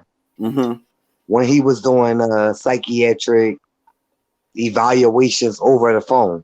And somebody's wife had snuck and called him and got some advice. Umar told her to get a private diagnosis. Like, you know, go hire your own doctor, get a lawyer. Dude called the phone. He snapped on Umar. He was like, yo, bruh, you cost us some money. My son got some issues, and I'm telling you right now, when you come down here to Memphis, I'm gonna whip yo. And he meant it, and Umar was so mad that he hung up the phone. Yeah, I remember that. I remember that interview. Y'all see that out of date mental health book that he pops up with? This guy is reading from a DSM book that was written like years ago. Special ed doesn't even work like that. And during the pandemic, special education isn't even they're not even addressing that, you know, that's all on hold right now. They're just focusing on the emotional well-being of the students that's staying at home and who has special ed. So he doesn't even know what he's talking about. Look, I don't know if y'all were here. I said to Shah, right? I said, because look, I've been watching Lennon for a while, maybe 8 months tops, and he never, ever, ever doxed Umar's address. You know that to this day, I don't know where Umar lives. He live with his mama. Right. Umar, mama, where you at? Right, but I don't know where, but I don't know what the address is. So he never doxed Umar, right? Now, I asked Shah, I said, you know, why are you mad at him? He said, oh, because he flagged me. I said, okay, but why did you dox his house? He said, because he doxed me. I said, but why did you dox his wife? Then he said, oh, he doxed my father. You see that? I asked him, why you doxed him? And then he said, because he doxed him. Yeah, and I was like, look, but y'all man to man, okay? If you dox Lennon, that's something different. But then he said, oh, I doxed his wife because he doxed my father. You see how you just came up with that, right? Came up with that. Made it up real quick. Yeah. That's why I said I appreciate Josephine coming on the panel. Right. Because this stuff needs to stop. This hate needs to stop. JL, I love your panel. The fact that Muslims show up when he got the time to show up. Oh yeah. His brother, he a good brother, man. Yeah. From the heart. JL, you a leader. You are, I'm telling you, brother, you are a certified leader. All that, what we gonna call it, the good guys. These dudes, they chasing their tail around like a dog. Right. I mean, come on. Y'all make every excuse in the world for Umar. He got a doctrine. He got this. Yeah, Umar Johnson do, but what about Jermaine Shoemake? Right. Jermaine Shoemake is a person, just like Lennon said, who has he has had movies. Right. He don't know nothing but school. His father sent him away to a military school when he was in the 7th grade. So all he know is school, principal. Like, bro, just give it up. Give it up. Give it And up. those schools are never going to get off the ground because they're actually zoned for manufacturing anyway. Man, I So said being that. Oh man, that's so crazy. we're wasting our time going back and forth because the schools are not zoned. Those buildings haven't been zoned for a school since that school closed. So Close, they're right. zoned for manufacturing, and that's it. Like, it's over. It's a wrap. You can't do nothing else with the You building. didn't I hear what I mean, they said? sitting on brownfields, Yeah, you didn't which hear what mean I they said? need to be totally. They need to totally. What do you call when they take the wrecking ball? Yeah, Oh yeah. they're going to demolish them. Demolish. They need to demolish them buildings and turn it into a goddamn parking lot. If you go back to see our first live that me and Jay did, you would think that we knew each other for 10 I've years. seen it. 10 years, yeah. Right, Yo, right, seriously, that school is gonna be a club before it'll be a school. Yeah, That's what I told Jay last night. I told Jay that last night. And Jay, you know what? I listen to you and I say, man, why couldn't it be this brother who came out with the idea? Because the school would be up and running by now. Oh yeah, yeah, but And then you would have people on the board. Like, where's the board? We don't have one. You know, but here's the thing. Here's the thing. Black people are not supposed to know that you're supposed to have a school established in this way. We're just supposed to believe that you could just throw up a school. It's just like those people that believe that they're sovereign. Right. You know, I can't follow any laws. That's what Umar's saying. You can't come to a state, set up a school without following the bylaws of that area. There you go. So if you keep that in mind, then you already know that you donated to a project that wasn't going to pop off. Right. So And that's law. just keep it simple. He did no homework. Because look, if you what they tell you last night, Jay? Man, Josephine, she on it, ain't she? Yeah, I She think on it. Yeah, Josephine, do you know that Umar has been banned from the Boys and Girls Club right behind his school? Yeah. They banned him. Yeah. He They can't go back banned there. him. So like, okay, so like when I went there, right? It's like it's a little street beside the school. That trespassing sign that Umar said that was on the FDMG property, it's not on the FDMG property. It's actually like, but it's actually on the Boys Club ground. But the Boys Club is like right directly behind the school on the right hand side. So what I'm saying, but that private keep out sign, I think they said that's for Umar. Why? That's for Umar, yeah. That's for Umar because he had an issue. He had an issue with the Boys Club. If you notice, because look, if you ever go there, there's a student center before you go up the little curve, because you got to make a little left to hit the curve. There's a student center on the left-hand side that sits right there that's functional. Then the bus that Umar claimed he didn't know that was there, that bus has always been there. A matter of fact, if you watch this new video, Umar showing you the outside, you will see that bus right up the street. But when Umar invited everybody to the march, he was like, hey, man, what's that bus doing there, man? I ain't never seen that bus. That bus was there when I first came up there from Colorado. And that was right after he said he didn't know where the buses came from. Remember, he was like, get the lighters out. Did y'all get them lighters out of there? Right. Come So on. that goes to tell I nominate you, JL. I nominate you. And I nominate Muslim Lover of Peace. And I nominate Unc Must Be Logic. And I nominate Knowledge of Thyself. Keeper. That's a board. Right. That's a board. Right. I mean, even you, Josephine, we need you on the board. That's a board. We really need these kids to get help. I just came up because I was hearing some information. I said, no, let me just clear that up. Let's not even focus on that. There's no way that you can find out that information. There's no website. There's no legal. You did see the video, right? You did see the video. And y'all can thank me for having her up here, because as soon as she said drop the line, I want her up here. 1, 2, 3. Yeah. And I was just wondering if I'm the only one who saw what he put up there. He definitely I saw it, and I saw the manipulation of making it look like something that it wasn't. And then I said, okay, I'm gonna wait and I'm gonna come back on it and see what he posts again.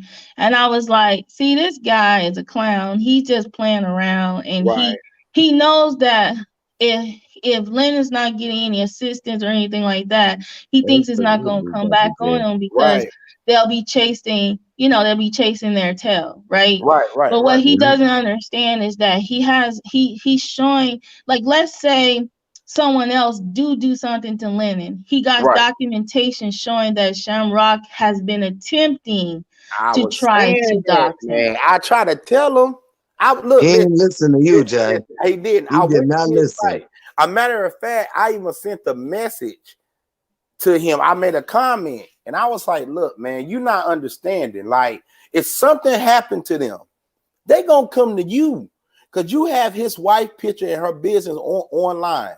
You there, yeah, man. You need to understand. You putting them in harm's way. So if somebody want to get crazy and go on a Pan-African spree and go after these people, they're gonna come to you. And that's they can subpoena YouTube and get Shamrock's information. Like, I could get a lawyer. They can contact YouTube. They don't read the terms and conditions. I can contact YouTube and get the terms and conditions because YouTube, because he wants to be monetized. So because he's monetized, I have every right to get a lawyer to get his information. Now I got Shamrock's information. Now Shamrock's in court with me.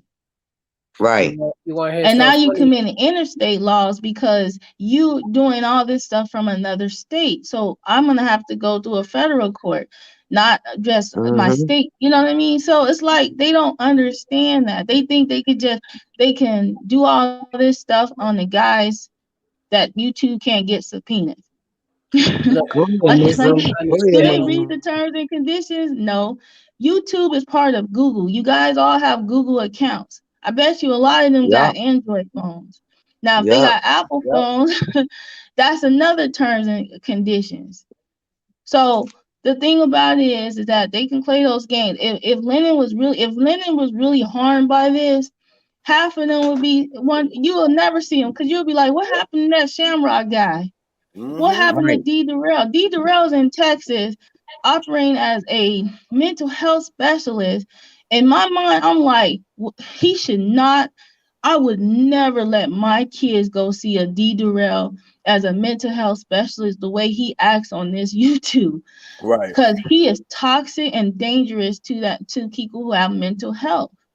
He's on here, but D. Durrell ain't gonna learn his lesson because he's in Houston and the clients that he see don't see what he's doing on YouTube. But let somebody like me, say something like, let's say I was malicious, right? And I say, oh, let me act like I'm gonna be a client of D. Durrell and then expose him and then make him lose his license. Right. You know what I'm saying? So they got other people watching them. These YouTubers aren't. Lennon and them ain't doing all the anti-fraud, what they call them, anti-fraud warriors. They're not doing all that. They're just exposing how crazy they are. And that's all they're doing. And let me say this: I have not honestly saw anything that anti-fraud warriors had done criminal, and I haven't seen anything with Lennon on attacking nobody's family, putting a wife, their kids up there. Only thing I see Lennon on doing is using the stuff that's already put out there, that's already public information, right? Yeah. And giving his opinion, not trying to harm the guy. He's not putting Umar's address out there or his family address out there. No, he's not doing that. I have not seen. So, and because people don't understand the emails I've been getting. I've been getting a lot of emails. I don't got your email, JL. I need your email. It's on my page. I hit your cash app like twice, but I need your email. Y'all want to hear something funny?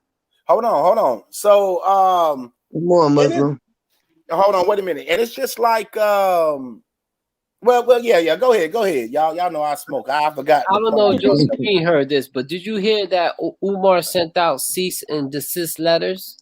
He contacted one of those like 1-800 like online people. He and then tried to send out some stuff, and then they were like saying, "Hey, let me show you a video of this man threatening me." They're like, "Oh, okay, I'm sorry."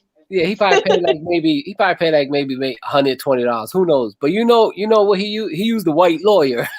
Yeah, Yeah. but So once, that's true. That's true. yeah, and Yeah. look, once the white lawyer started contacting the people, and they could show video of him threatening them, they were like, okay, we don't want no part of that.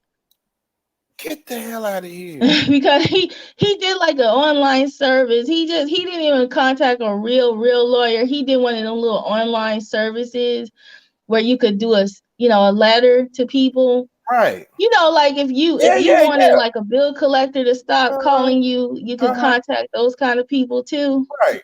Paid a couple of dollars because he always cut corners. He been cutting corners his whole life, so that's what he do, right? Right. But he has dirty hands. You can't sue. I wish he would try to sue a Gerald Palmer. I wish he would sue him. He has dirty hands. He would get exposed because anything in that, all they have to say is, well, what did you do with the money at the school and nonprofit? And then that's on a legal record. So you can't go to court with dirty hands. That's why Umar doesn't sue anybody, because he can't go to court with dirty hands. That's crazy. That's crazy. Go ahead, Muslim. Yo. I'll be right back. Hold on. He said I'm dipping out. He got there. Okay, so hold on. Okay, Keeper, what's up? Hey, so I just looked at the video. Okay. Yeah, it's crazy.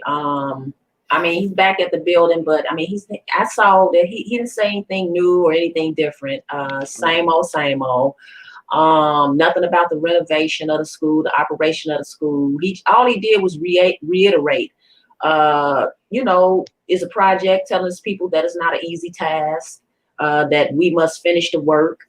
And it's just a way for him to open up, for him to continue to beg for more money. That's all that was. I mean, it's more work to do. But then he goes on this rant about, he's there alone. He's all by himself, talking about he's doing the work. What? I didn't see him doing any work. I saw him walking around waving a piece of burnt paper. I mean, he looks unkempt, dry, crusty, fast talking, making fake false promises, dry lips, dry mouth, bags under his eyes. He breathing heavy. Right. I mean, he's just all over the place. I mean, he's by himself doing nothing. Right. Sniffing. He's in there sniffing and snorting and breathing hard. Hard. Yeah. And then he says the lights are on. Yeah, we can see the lights on, but I can also see that there were no permits pulled for the electrical work. Okay, I'm back. He doesn't have legal electricity from the utility company there in Philly. Right. And he's walking around showing these old mold infested uniforms and shoes and equipment. He even showed a projector and said, yeah, he got excited. He got excited. Right. Yes, indeed. This is how I teach brothers and sisters. I'm old school. But yet you tell Lord Jamar that you have a state-of-the-art school. Right. How you going to teach old school curriculum in a state-of-the-art school? Right. I mean, it's backwards. You know what I noticed? I noticed that. You remember when London did a video on him when he left his live on and he was talking about get the lighters out of that room and all that stuff, the kick it room. Y'all remember? Yeah. When he did that video, when he left his live on, he was like, "Oh shit." Yeah. Okay. Yeah, I seen that. Okay, now after that, he did a video saying that I don't do drugs. Umar, he did a video saying, I never did. I smoked a blunt. I tried to turn it into Marcus Garvey and all that bullshit. And now also after that, you see him, he's using a lighter to light up incense. You see that? Right. He's trying to see, okay, you see, now he's watching Lenin. You know what I'm saying? He's watching him. He's trying to counter that by saying that, he's using lighters for incense and he's not doing no drugs. You know what I'm saying? So, right. So that's why he's doing that. Do you guys notice the information that Umar provides to his people are the same books and things that people are given in prison? Like like some of the information that he provides, like history, they're all in prisons. Right. A lot of the guys will come out of prisons talking like Umar does, especially the ones that are like 5%ers, and they'll get out of prison and they'll have all this wealth of knowledge about history and these things. And so, but Umar's never been to prison, but he's been exposed to all this information. Right. But he has no friends. So he just observes, he reads, he mimics. He's very good at mimicking people, mimicking information that he hears. And then once he's done regurgitating that, then when he goes off on his own, he sounds crazy. He sound, you know what? And that's what I said when I mentioned Frederick Douglass' sons. Okay, because one of the biggest thing I said on Matt's B channel, that when we was talking about his lineage, you would mention Frederick Douglass' sons who fought for the war. So when he went to the Harriet Tubman's grave, and he went to Charleston, South Carolina, the first time he was like, yeah, I want to give honor to I want to give thanks to Frederick Douglass and his two sons who fought for the war. And I said, Umar, you listen to my stuff. Then he said it again, and Charleston about forgot their names. So that's what he do. He just take information that he hear offline. So like the Prisoner Pipeline, that's an old book by Michelle Alexander. If the price is right, you can get her. She can come and teach you that whole book herself. You see what I'm saying? But the Prisoner Pipeline information, that's but to people that read, that know that, they already know where Umar is with his information. It's not that deep. It's the stuff like you say that you can pretty much find. And that Michelle Alexander Prisoner Pipeline book has every last one of that, the information of how they do the test grade scores, what time they do this, what all that stuff came from that book. Verbatim. Real talk. Yeah, verbatim. He quotes things verbatim. Right. When he's speaking, it's like you can literally open the book. When I saw his book, the one that he wrote that looks like I can't even describe it, but it was like he went to Kinko's, had it printed out, pasted and copied. And I kept telling people for a long time, I said, put it and turn it up. Because you can tell that a lot of it is plagiarized. Because when you're in college now, when you go to college nowadays, if you write, they actually put it in a software before they even grade it now to check to see if it's plagiarized. Right. So people started noticing it because I kept posting. I said that book some of that stuff is plagiarized. Right. And it's outdated. Look at the cover. Look at the cover of the book. The cover of the book looks like something that one of my oldest granddaughter could put together. It looks like something Don might have helped him put together. What? Do anybody got a book they could show? They could show? Oh, hell no. No, I had the PDF. I would never buy the book. They were passing around the PDF. You didn't see the PDF of that book. Because I kept telling people, whoever gets that book, can you place it on the internet? It's a guy on Can you put it online? It's a guy on YouTube that did a review of the book. That's who Frosters used. They used his video to show. He did a review of the book, the second book, and showed how ridiculous it was. He had all those blank pages in there, like we kids. Like we got to take note. Like we can't. Like we don't have sense enough to get a separate pen and tablet to take notes in. He gonna leave blank pages for us to write in. Right. Like we kids. Right. That's what he's dealing with. He's dealing with a lot of young people that don't they don't know how to use. They don't have a sense of discernment. And then they have a lot of young people that it's their first time hearing this type of information that he's spearing. But for us older people, been in the conscious community years. I mean, this is all this old regurgitated stuff he talking.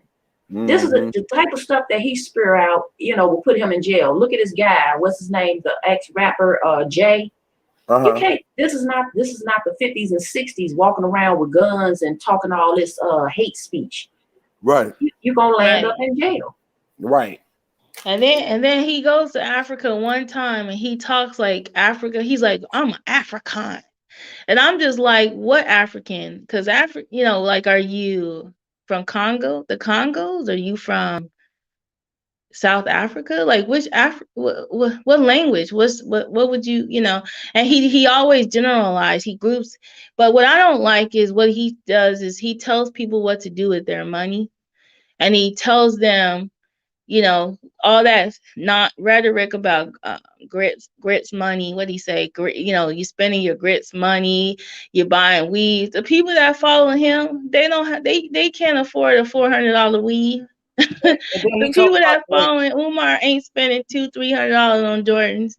The people that's following Umar are people that are struggling.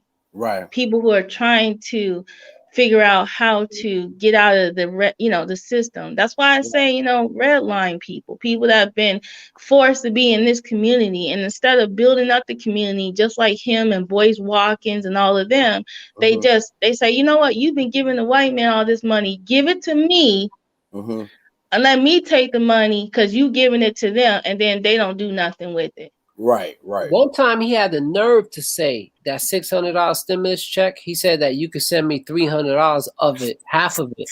Right. Well, this is what I'm going to tell you guys about tax laws. Okay, so poor people who get earned income credit, I'm not trying to make fun of anybody, but if you get earned income credit, and if you take the standard deduction,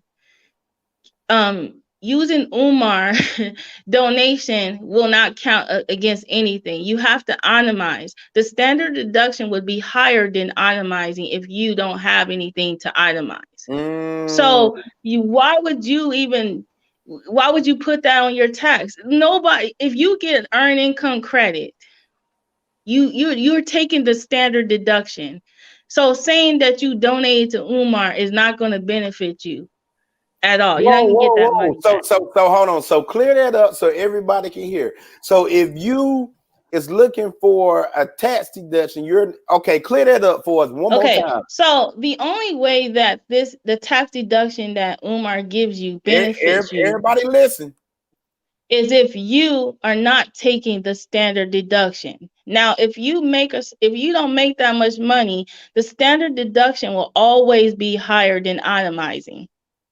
What else because itemizing $300 and getting 10,500 or 12, whatever it is, that standard deduction is higher than that $300 that Umar is telling you to take a credit for, or $600. So it doesn't benefit you. So the poor people who are donating to Umar, who make less than 36,000, 50,000, whatever. You guys are not taking the standard. You guys are not doing itemizing. You know, if you do your own taxes, you would know this. If you go to a tax preparer right now and said, I donated to Umar, I would like to itemize, they'll say, are you sure? Because the standard deduction is higher. Right. Oh, okay. So what about this $300 I donated to Umar? It doesn't benefit you. So that right there needs to be cleared up, because people do not when he keeps saying that, he needs to be talking to, and then people who make 85 to 100,000 a year, $600 to donate to Umar, it's nothing. They need to donate more for it to make it work for them. There you go. So he is running that game right there. Either Umar doesn't know how to do taxes, or he thinks that the people that follow him is not that bright. Because everybody should know this. If you had your taxes done, go look at all your tax forms. You take the standard deduction. Right. Standard deduction, you don't itemize. So why would you be claiming anything that Umar tells you? Doesn't make any sense. That's right. That's good information. Y'all hear that? So he was saying you can claim FDMG on your taxes. Did y'all hear what you? Yeah. That's great information there. Great information there. Now we have someone she worked for. So she not just telling y'all something she think. She telling y'all something she know. She has experience. And this is what it's going to take. It's going to take for people to have the experience to come teach y'all young kids what you really doing and what it is you do understand versus what you don't understand. That's some good stuff. Good stuff. So now you got to also recognize that when you give money to Umar, It's like you're giving it to charity, right? Because that's what he keeps saying. He's like, oh, donations. He's using the word properly. He's playing, everything. Somebody is telling him what to do. He's going along, but people are telling him what to do. They're like, okay, tell them this, tell them that. Any news story that comes out, he's running with it. Right. So, and plus grit money. Where did you see anywhere where it says black people buy grits? Grit. That's what I want to know. I'm glad you talking on this. I said the same thing. Where did he get these numbers from? I was walking by. I was in Costco today, and I walked past a big old box of grits, and I started laughing. Right. Because I was like, I wonder who's buying these. Right. Oh God, boy. What did he say? He said so many tens of millions or hundreds of millions on grits.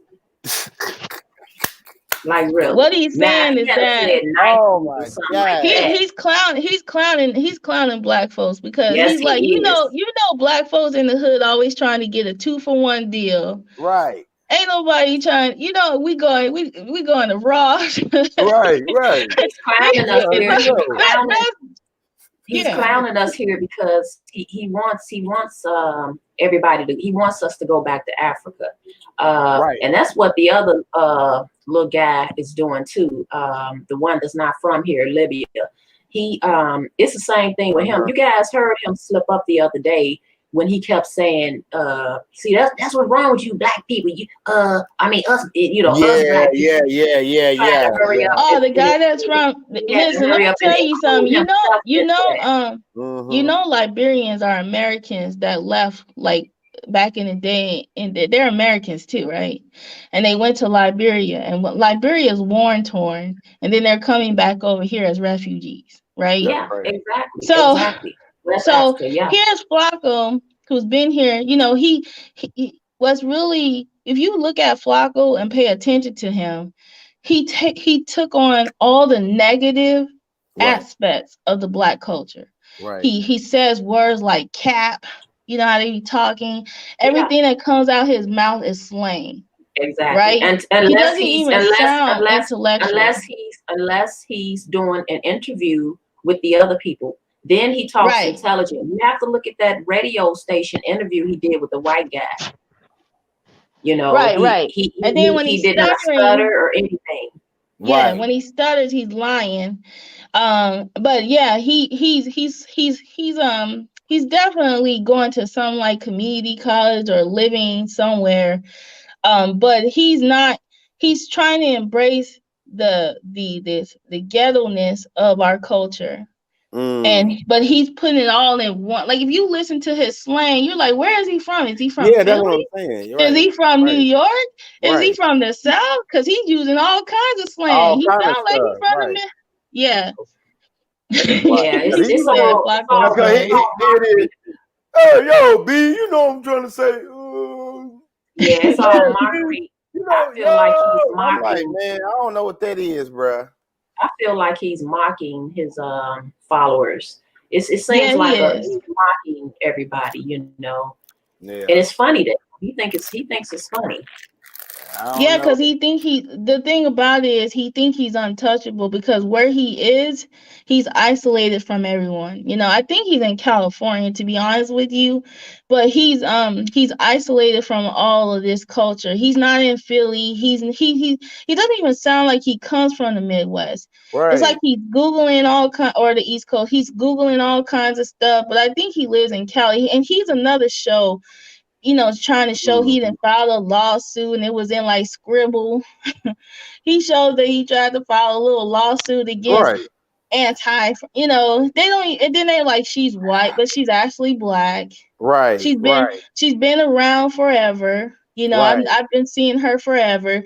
Her whole thing is that if Umar was a therapist or mental health, everything he's doing is immoral. So and then we find out he really isn't that, and so now he's lying. So she's on his back for that. Right. That's her personal choice. Right. But for them, you know, it's just like us going to Better Business Bureau and reporting them a business. So she has every right to do that. Right. But they're just mad. They're like little young kids. They want likes. They want people to like them. You seen Flacco. He be from one site. Like me. Pay attention to me. Right. Hey, Unc. Hey, Unc. Right. You the greatest person in the world, Unc. Right.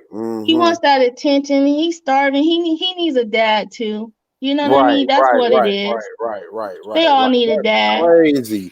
That's crazy because it's a lot, you know. When I came to this game and I seen how they was acting, I was like, man, y'all need to chill out because you know this thing can go left and one of them can get hurt. You know what I'm saying? Yeah. It can. That's so crazy. The thing about it is that, you know, we just, you know, we're older. We just have to ignore those young people. That's what we should be doing. We should be those 23-year-olds, when they get on here and they start acting like little kids, we should just ignore them because we're grown. You know what I mean? We're older. We understand. You know, once we give them the game and they don't want to take it, keep it pushing. That's you know, don't give their pages any attention. Just let them die out. They're going to keep making pages. They're going to keep making things about Lennon until that dies out. Right. You know, once they realize there's no money in that, that's it. You guys have to see the video of Umar. I think it was dated back 2017. When he's telling how he came on the scene. Right. You know, and like Knowledge and I said before, you know, it was 2009. So he's breaking it down how, you know, he was discovered. He said he was known in Philly because he was doing lectures in Philly at the Museum of Philly, something like that. And, you know, he tells a story about how he came to, first he did an interview in Chicago with Brother Dawa, which I know Brother Dawa. And he did a Chicago TV interview with Brother Dawa. And then from there, he was contacted by Sonata. And, you know, he got to New York and he did his first lecture there in New York. He breaks it all down. He talks about his degrees and everything, but you know, there's a lot of loopholes, and you can see the line in between if you read between the lines because his dates don't add up. He said he got his master's in 2002, but he doesn't state which, you know, for what course of study he got the master's in. I mean, yeah, he's just all over the place. And let me see, the name of that video is let me see if I can find it right quick. The name of that video it's on YouTube now. So the name of the video is Umar. Let's see. Dr. Johnson breaks down crying on YouTube live. Right. So if you type that in YouTube, that video will come up. He talks about how when the movie Nat Turner came out, you know, the new one from 2016. He talks about how the priest in that movie, in the opening part, how he was giving baby Nat Turner a reading. Right. He said that same preacher gave him his first spiritual reading. What? Yes, the priest that was giving baby Nat Turner in the movie was giving him a reading.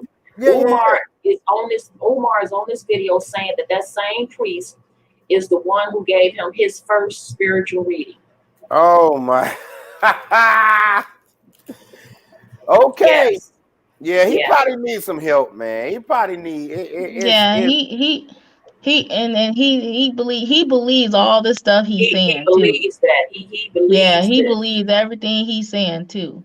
Right. He said he wrote an article for this online news reporting organization called Black News. He said he said, I like to write, so he said he reached out to this Black News organization, and he said he wanted to write for them. So he said he wrote a few articles for the paper. I went and looked it up. Yeah, he was in the article, but he was interviewed. He was interviewed. He didn't do any writing. What? Umar blocked me on Instagram because I asked this one question. I said, if you're going to do an online school, which platform are you using? Are you using Google? You know, what kind of platform, school platform are you going to have to do this online school? Because everywhere you chat from is on a phone or some type of iPad. You don't have a computer. He blocked me that fast. And that's all I said. I just had a question. He saw where I was coming, and then after that, no online school. The whole time.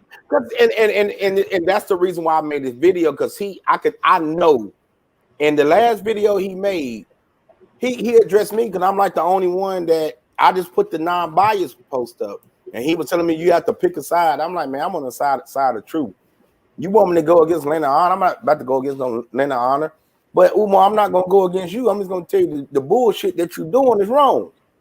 That is what it is. Now, Umar, if you want, I'm gonna tell you this again. We can get up and smoke a blunt and talk about what you're doing. You know what I'm saying? Now, that don't mean that I'm your homeboy, but I can sit down with you and we can have that talk and still be cool. But I'm not gonna be start no game with nobody or anything like that. We all one people that has got an issue, and the issue is you caused all this ruckus, and now it's time to clean it up, and you want other people to do it for you, and it's not gonna happen, bruh. It is what it is. You want people to be subject under a team because that's how you operate. You want to know who's who. But look, the people you had on your team, you wasn't paying them because the main one that was on your team telling all your business. He showed the school all the wires that was cut in the school and everything. To make it so bad, the one on Spotify, they even took your main supporter and they using his statement against you because you ain't paid the man. So even if I was to pick a side, you think I'm gonna come to your side after seeing what you done to Dusty Don? No. And look at Don, he gotta sell buttons and Nat Turner yellow t-shirts and he flipping on people standing on in the hotel couches, and now he's staying with TC Cousins and all. No, man, no. Ain't nobody picking on Darren's side. You didn't need to get your shit together, Umar. Point blank. If you was at the school, you should have had a broom in your hand, sweeping up the sidewalk, cleaning off that rock, getting that water up from the darn gym flow. I mean, what have you been doing the whole time? Where's the donation of the money for you trying to get that school together, brother? It ain't, man. It's boy. Please pick a side, man. It's no. On his body. And I'm gonna say this. I'm gonna say this right quick. That's why I really like this video that I mentioned earlier. There's one part in the video right quick. He says, he talks about the school, the university that he attended, right? So he says that the university contacted him, and he told the university, he said, I'm an honorarium, and they told him. He said the university told him that he has a doctorate, a doctorate degree.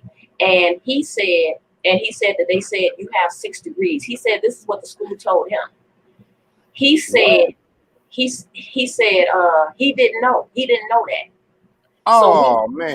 So look, it's in the video. He said the people at the university told him, so do you know so-and-so? Do you know Cornell West? Do you know Michael Eric Dyson and the money they make? Because, Umar mentioned that he was an honorarium. We know that honorarium, they made services. They made, Okay. And he told the people, I don't care what they make.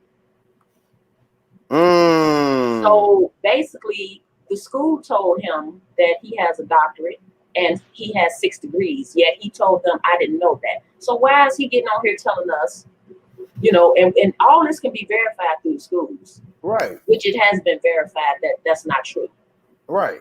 I mean, in this video, he is just all over the place. Man, I don't know. All I can say is I'm not up with trying to split our people up here, and I'm gonna say it like this. I'm not trying to split up the American black folks in American and trying to jump on no Pan-African ship or whatever. It's not even like that, bro. And I'm not gonna let Umar try to create that narrative of having sides to make this thing, because that's where now you leading into a cult part. And that's why we have to be careful with the rhetoric that we actually use. Like I say, I rock with anti-Afro Spengali. You know why? Because she stick with the laws. You can't really argue with that. Once they drop them laws, like what these women did here tonight on this panel, like what's your name, sweetie? Josephine? Yeah. Those, you can't argue with that. You can't argue with the information keeping them is putting out. They read y'all the laws. They telling y'all what the facts are. Josephine worked for the people. So what does she got to lie about? Nothing. Nothing. And that's what I'm saying, Umar. Instead of worrying about picking sides, you got a lot more stuff to worry about, bro. They coming down on you, man. They coming down on you. Like I say, you been down there in Charleston, you should have been up there on that school, on that paperwork, trying to get all that stuff sorted out. Sorted out. A matter of fact, you shouldn't even be trying to even hustle your books with all the money you claim that you donated. Why you hustling? And then it's sad because the first order of business would have been a board of directors. Right. Point blank, period. Point blank, period. Because one man alone can't do this. You have to have a board to assist you. You have to have an accountant, somebody that can account for the donations and all. I mean, it's just, it should, what we think is common sense is not so common to most ordinary people. They just don't have it. Right. It's almost like today, like it's an innate skill, you know, and if you don't have it, you just don't have it.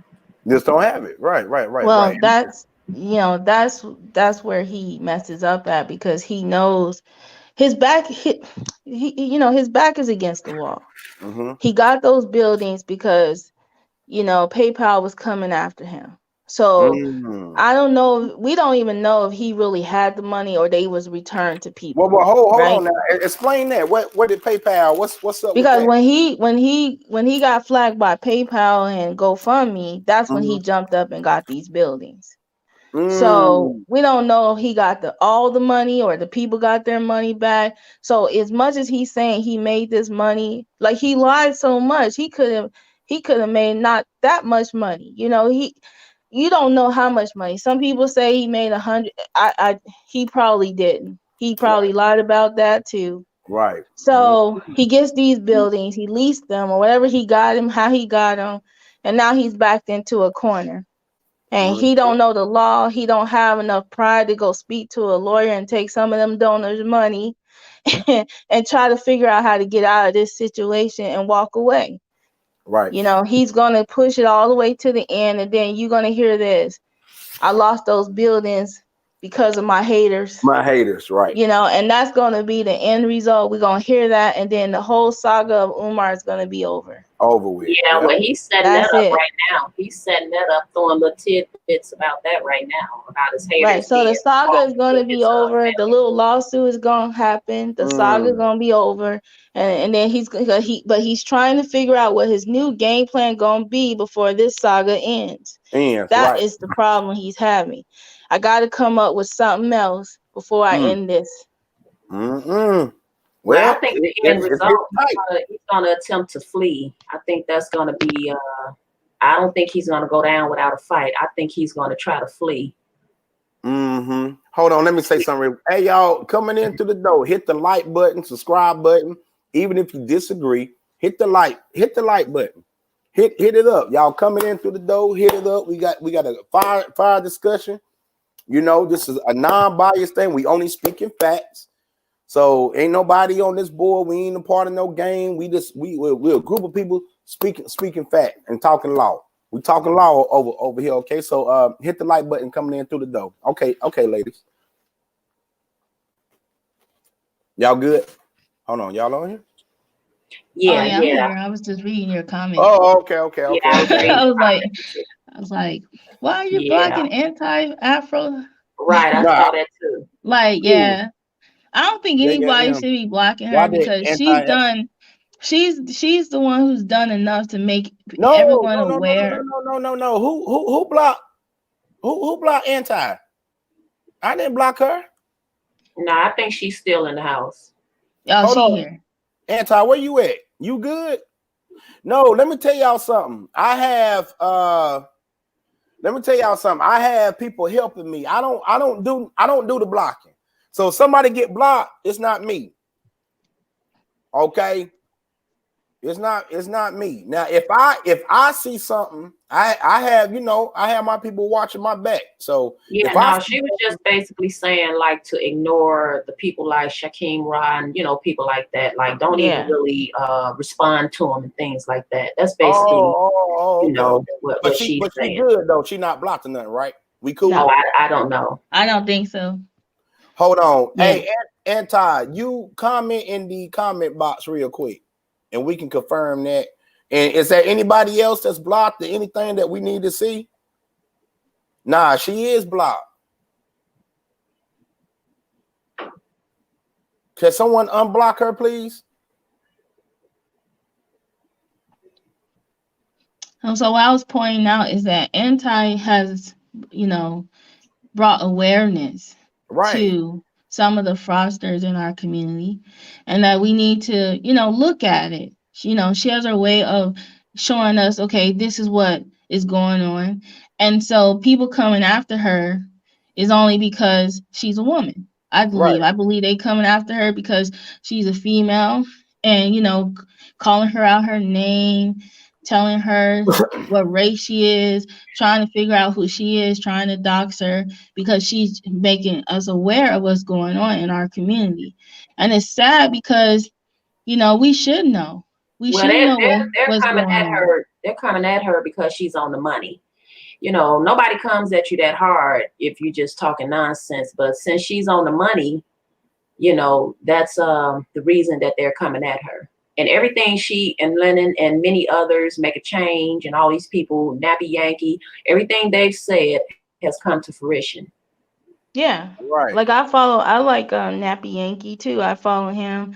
I follow a lot of everybody. I just never really said much. Well, I say stuff in the comments, but other than that, I just kind of, state my opinion. But I do question things. I do say, okay, why would anybody want to bring their kid to a school in an area that is like that? We spend all, why should we be redlined? Why do we need to stay in a community that, like Flint, Michigan? Why do we need to stay in an area where the water is bad? Why can't we move? Why can't we live somewhere? Why can't we have a decent school somewhere? And they admitted to contaminating the water. Right. So the thing of it is that many of our people still looking for a savior. And like myself, I remember back in the 80s. Now my youngest brother, he's he's in the Nation of Islam, he's NOI. And my mom and my grandma would often accuse him of being in a cult. So, I didn't know anything about it. So what I did is I got up and I actually started going to the mosque. And from what I was seeing and hearing, I didn't have those same sentiments. And this is what we have to do. We have to use our own discernment. We have to look into things ourselves. I don't go look at YouTube videos to get my information. Now, if I see something and I really want to know what's really going on with it, I check it out myself. I go do my own research. I wanted to know if Umar had the lights on at the school. I called the utility company and I got firsthand information. Many people did that. And this is what we have to do. It's public information. Get your ass online and look the stuff up. It's there for you.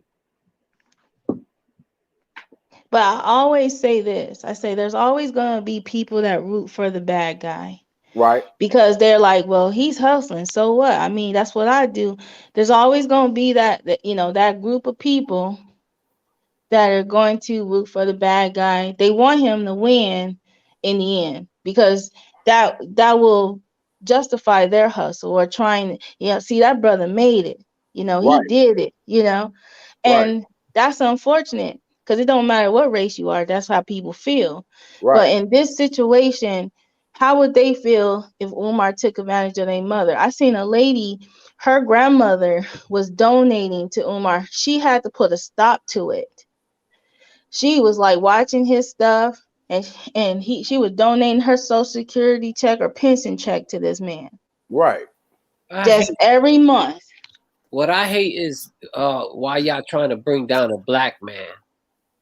That's the what I hate hearing that. I mean, come on. Man. What about no, lying? you know what I hate to hear, Muslim. You know what I hate to hear. Scamming? You know what irks me the most is when they say he's saying good stuff though. Is he talking the truth?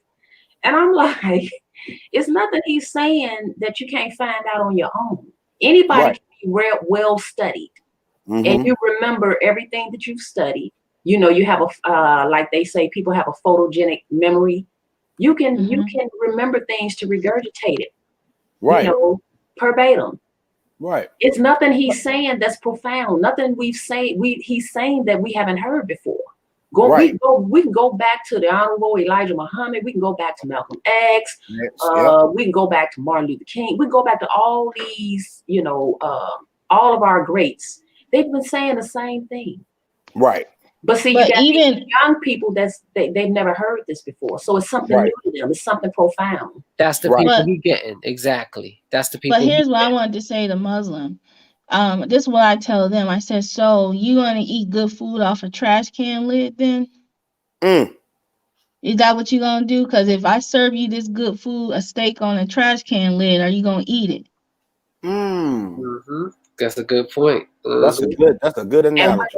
And with that school, and with that so-called school, those buildings, that's like buying a steak mignon, right? A filet mignon. You go out your way to find this delicious looking, you know, filet mignon, and you bring it home, and you just let it sit in your refrigerator until the damn thing spoils. Right. And not only that, but how else he's gonna get your money? Lying to you all day, telling you bullshit. He gotta tell you something that's true. He gotta speak sense. He gotta say things that you want to hear, that you like.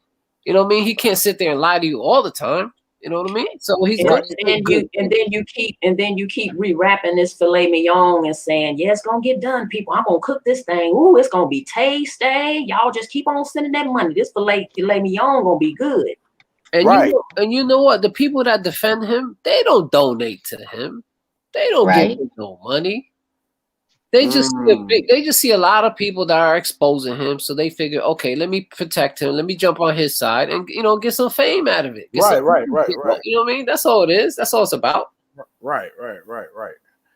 I mean, but man, I don't know, man. This thing is wild. It's but wild, like I said, I really don't think it's no stopping Lennon. I'm sorry, Umar. I truly believe he's not gonna stop until he's actually stopped. Like I said before, you know, that's whether he be convicted of something, you know, or he just be shut down completely. But him just stopping on his own, it's not gonna happen. Right. Yeah, I can agree with that. The Nation of Islam, just to answer your question, it is a cult. The Nation of Islam, it's a cult. Well, I mean, that's neither here nor there. I was just speaking on my younger brother. This was back in the 80s. We talking mid 80s going up to like 95. So that was during that time, you know. Well, I'm not going to say they're a cult. I'm going to say they're an organization. Yeah. Well, the thing about it is that what I like about Lennon's videos, even though they are long-winded, is that he just brings a comical side to it. You know, like he points out some of the comical things, but then he points out things that are like, you know, look at this person as a man, as a father. Like, look what he's doing. Like, do you really want to give your money to somebody who is doing these kind of things? Right. You know, so it's just, you know, you could still give your money if you feel that's what you want to do. You know, people get taken advantage of every day. But he does have some valid points. And what I do want to point out is that when men say, or people say, you're trying to bring a black man down, I say this: I have a dad. You know, my dad raised me. If my dad behaved like Umar Johnson, I'd be very disappointed. Right. Because he put me out there, telling, talking bad about my mama, and then he's talking about cookies. Right. The thing about it is he's so braggadocious. He doesn't brag about them. Right. And that's telling. And girls what he brags about is nonsense. It's right. Petty. And girls are so tied to their father, no matter how bad the mother is. Like how, you know, we love our daddies. Like if our daddy is like, if Umar made a video every day saying, I know your mother won't let me see you, but I love you. I love you just every day. That girl gonna start acting out and wanting to be with him. Right. He is so braggadocious that he would be, and if he would have a school for girls before he would have a school for boys. He would be talking about the gift of his queens, his little queens, you know, growing up. He would talk about those things. What he talks about is boys as if he's the wounded boy who was wounded his whole life, and now he's got to help all these wounded boys. He's still in that mind frame. And he's mad at his father, because you can always tell the way a man behaves by the way he talks about his mother and his father. Right. And so it's like, when I look at that, I say, do I want that man to be around my son? Because he doesn't respect his own dad. He never says, I'm the greatest father of all time. Never, right? I am the greatest daddy. You know, that's what I would like to hear. Look, it can't be all of us wrong and he's right. You know what I mean? Right. He can't always play the victim. He's always playing the victim. You know what I mean? Look, he's shitting on his dad. He's shitting on people who support him. You know what I'm saying? Well, you know, Muslim, the thing is that we're the detractors. So his followers and his supporters, they say we don't have any proof. You know, so that's what keep them on board, because they refuse to go and get the evidence or the proof themselves. Right. Hold on. Well, here's common sense. This is common sense. Hey, how y'all doing? Hey, Antonio. This is common sense. Let's go by what a person doesn't do versus what a person says. So let's go by what he doesn't do. And we go by what he doesn't do, it adds up to nothing. So when that adds up to nothing, that says what to us? You know what I mean? So we don't even have to, you know, that's the evidence. The proof is, why don't we go by what he doesn't do, what he doesn't say? I never see Umar taking out the trash, never see him washing dishes, never teaching anybody life skills. Don't psychologists teach life skills? Right. Grooming, proper grooming. Teach boys proper grooming. Hold on. Let me address this. Dickie Young. Man, get out of here with that darn mess, man. That's no. Nah, we not gonna go there. I see what y'all trying to do, really, and this is why I say, Umar, I'm not gonna get into who is that? Who else? If that's you, then okay, that's the only one. Okay. And that's why I say, Umar, I'm not this rhetoric with choosing sides. It's not going to be work. It's not going to be done on this panel. I see what y'all trying to do. And let me see, my man Deacon Young. No. If you feel as though you have something to say, you get on the panel and you say it to me right now. Come on, and we'll go ahead and air this out. You get on, or else I'm just going to block you. I want to know what happened to AAS. The fraud of Murians are the same batch of folks. She's probably at one of the other lives right now. I think somebody kicked her out, and that's corny. Well, I think she's good now. She's probably at one of the other lives. They'll let her know. Is this Deacon Young? Nah, I'm waiting on him. I'm waiting on Deacon Young to get on. Well, who is this? Who is this? Okay, Jim? So this is okay, that's Albert. Yeah, I remember him. What's up, buddy? Hi, Albert. Hi, how are you? How are you doing? Good. I'm good. How are you? I didn't know you were doing a live. I've seen a couple of your lives before. Bernice Hill. Right. Including the one where you were showing your degrees. By the way, congratulations on your, I mean, it may be late, but congratulations on your degree. Thank you, brother. I understand you were not looking at bringing up hard times, but I understand that you were homeless at one point when you got some of the degrees. Oh yeah, Is that true? That's true, brother. That's true. My roommate. You deserve a lot of credit. That's a very difficult thing that you've done, and not a lot of people can do that. And so I I really admire. I understand Lenin found that inspiring, and I admire that. So I only have a bachelor's degree, so I have a lot of. I knew, and I had, place to live, and I was younger, and got through school with financial aid and everything. But I really respect that. The reason I came on. Go ahead. Sorry.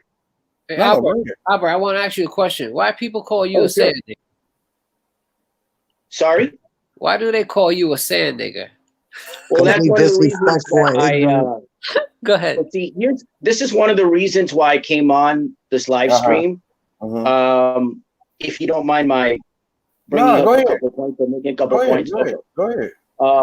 One of the reasons that I came on, I'm not on YouTube. Well, I am now, but through this live stream. But I don't have a YouTube channel, and I don't have a Vimeo or what have you. So I've never been on YouTube, other than interviews I've given as when I was a journalist, even afterwards. Right. That's on YouTube, so people can go and look those up if they want to. Right. But here's the thing. After I did, for those who aren't familiar with who I am, I wrote an article on Umar Johnson for a blog. If you want to look it up, I can give you the title later. Okay. Can you put it in the link? Catch him if you can. The Life and Life of Umar Johnson. I was on a show called Let Me See Your Transcript, where I was interviewed about that last month. Afterwards, the so-called, I know you don't like to say the names of these people. Right. So I will just call them the good guys, right? Who are really bad guys. A couple of these people had done videos, and they stated, in regards to your question, who was the person who asked me the question? I just want to make sure I have the right person. It was Muslim lover. It was Muslim lover. Yeah. To that individual. What happened was I caught a couple of these videos, and in these videos, one by a notorious quote unquote good guy who is known for trying to dox an individual in the armed forces, to be brutally honest. And it was done quote unquote expose videos. He and others on the video that he did, and a couple of other videos by others, blatantly lied. They stated that I was Arab. I am not Arab. Let me make this very clear to people who are watching right now and clear up some aspects. First and foremost, if you had seen Let Me See Your Transcripts follow-up episode, where she talked about, let's talk about the interview with Albert Lanier, you would have seen that she noted that I am biracial. Right. I'm not Arab at all. I am biracial. I am technically white/black biracial. Right. So let me get that out there so that it's clear to people who are watching or in the chat. I am biracial, period. I am not Arab. I have no Arab ancestry, no Arab relatives. Okay. Okay. My family is from America. I'm not an immigrant, and I don't have any immigrant relatives. Right. They stated that I was Arab. Right. Not only that, a female member of the good guys, I won't mention her name, she went on a rant talking about Arabs and how, quote unquote, people like me were selling blacks. They got nasty and said things that were blatantly not only vile, but outright lies, and I'd say pretty much slander. Right. And they stated that. I mean, again, for me, it was weird because I'm not Arab, and it didn't personally insult me, but it's racist, and it's racist against Arab people. And when you look at these good guys, these are racist, right-wing people. Some of these good guys are outright Trump supporters. They're outright MAGA. So let's get that clear. And if they're outright MAGA and outright Trump supporters, guess what? They're allied, whether they realize it or not, with white supremacists, white nationalists, KKK types, Nazis, and racists. because you have that white supremacy clique as a part of the Trump gang, as a part of the MAGA. Right. That's not to say that everyone in MAGA is racist and everyone is a white supremacist or a white nationalist, but a number of white supremacists and white nationalists and racists support Trump. That's just logic. It's just the way it is. So if these people are pro-Trump, pro-affiliated with MAGA, then they are connected by association with these individuals, and they have to be treated this way. That's why when we talk about these people, you got to understand what their philosophy is, their ideology, otherwise, and they're very important. They like Umar because Umar confirms and promotes their racist prejudices and their vilification of certain groups. They love that. That's part of the reason they like Umar. Some of these people don't even have the balls.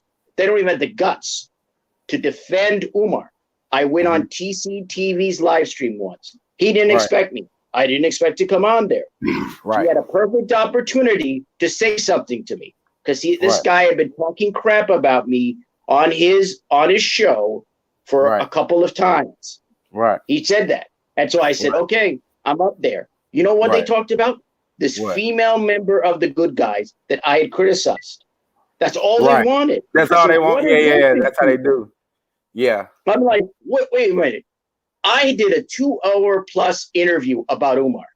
And all you people are going to do is mention something I mentioned for a minute? That's it? That's all they do. They only pick out one thing and then they're trying to grow that out of something. Yeah. That's it. That is precisely right. It is precisely right. And so these people have been lying and slandering not so much me, although they've been lying about me, but they've been going after other people, as we all know, going after Lenin and going after anti-Afro-Svengali. They hate Lenin. It is now clear. You notice what has happened. What you're seeing, although I'm not a psychologist, I was a journalist, what you're seeing is projection, to use I think it's a psychological term. You're also seeing transference. What they believe in and what they do and who they are trying to transfer and trying to project onto the anti-fraud warriors. Now that they've come together with this good guys collaboration, if you could call it that, what they're trying to do is target not only anti-fraud warriors, but very specific people. Lenin is the first person they've targeted. You notice that these are, sorry, that's the phone. You notice that all of a sudden in January,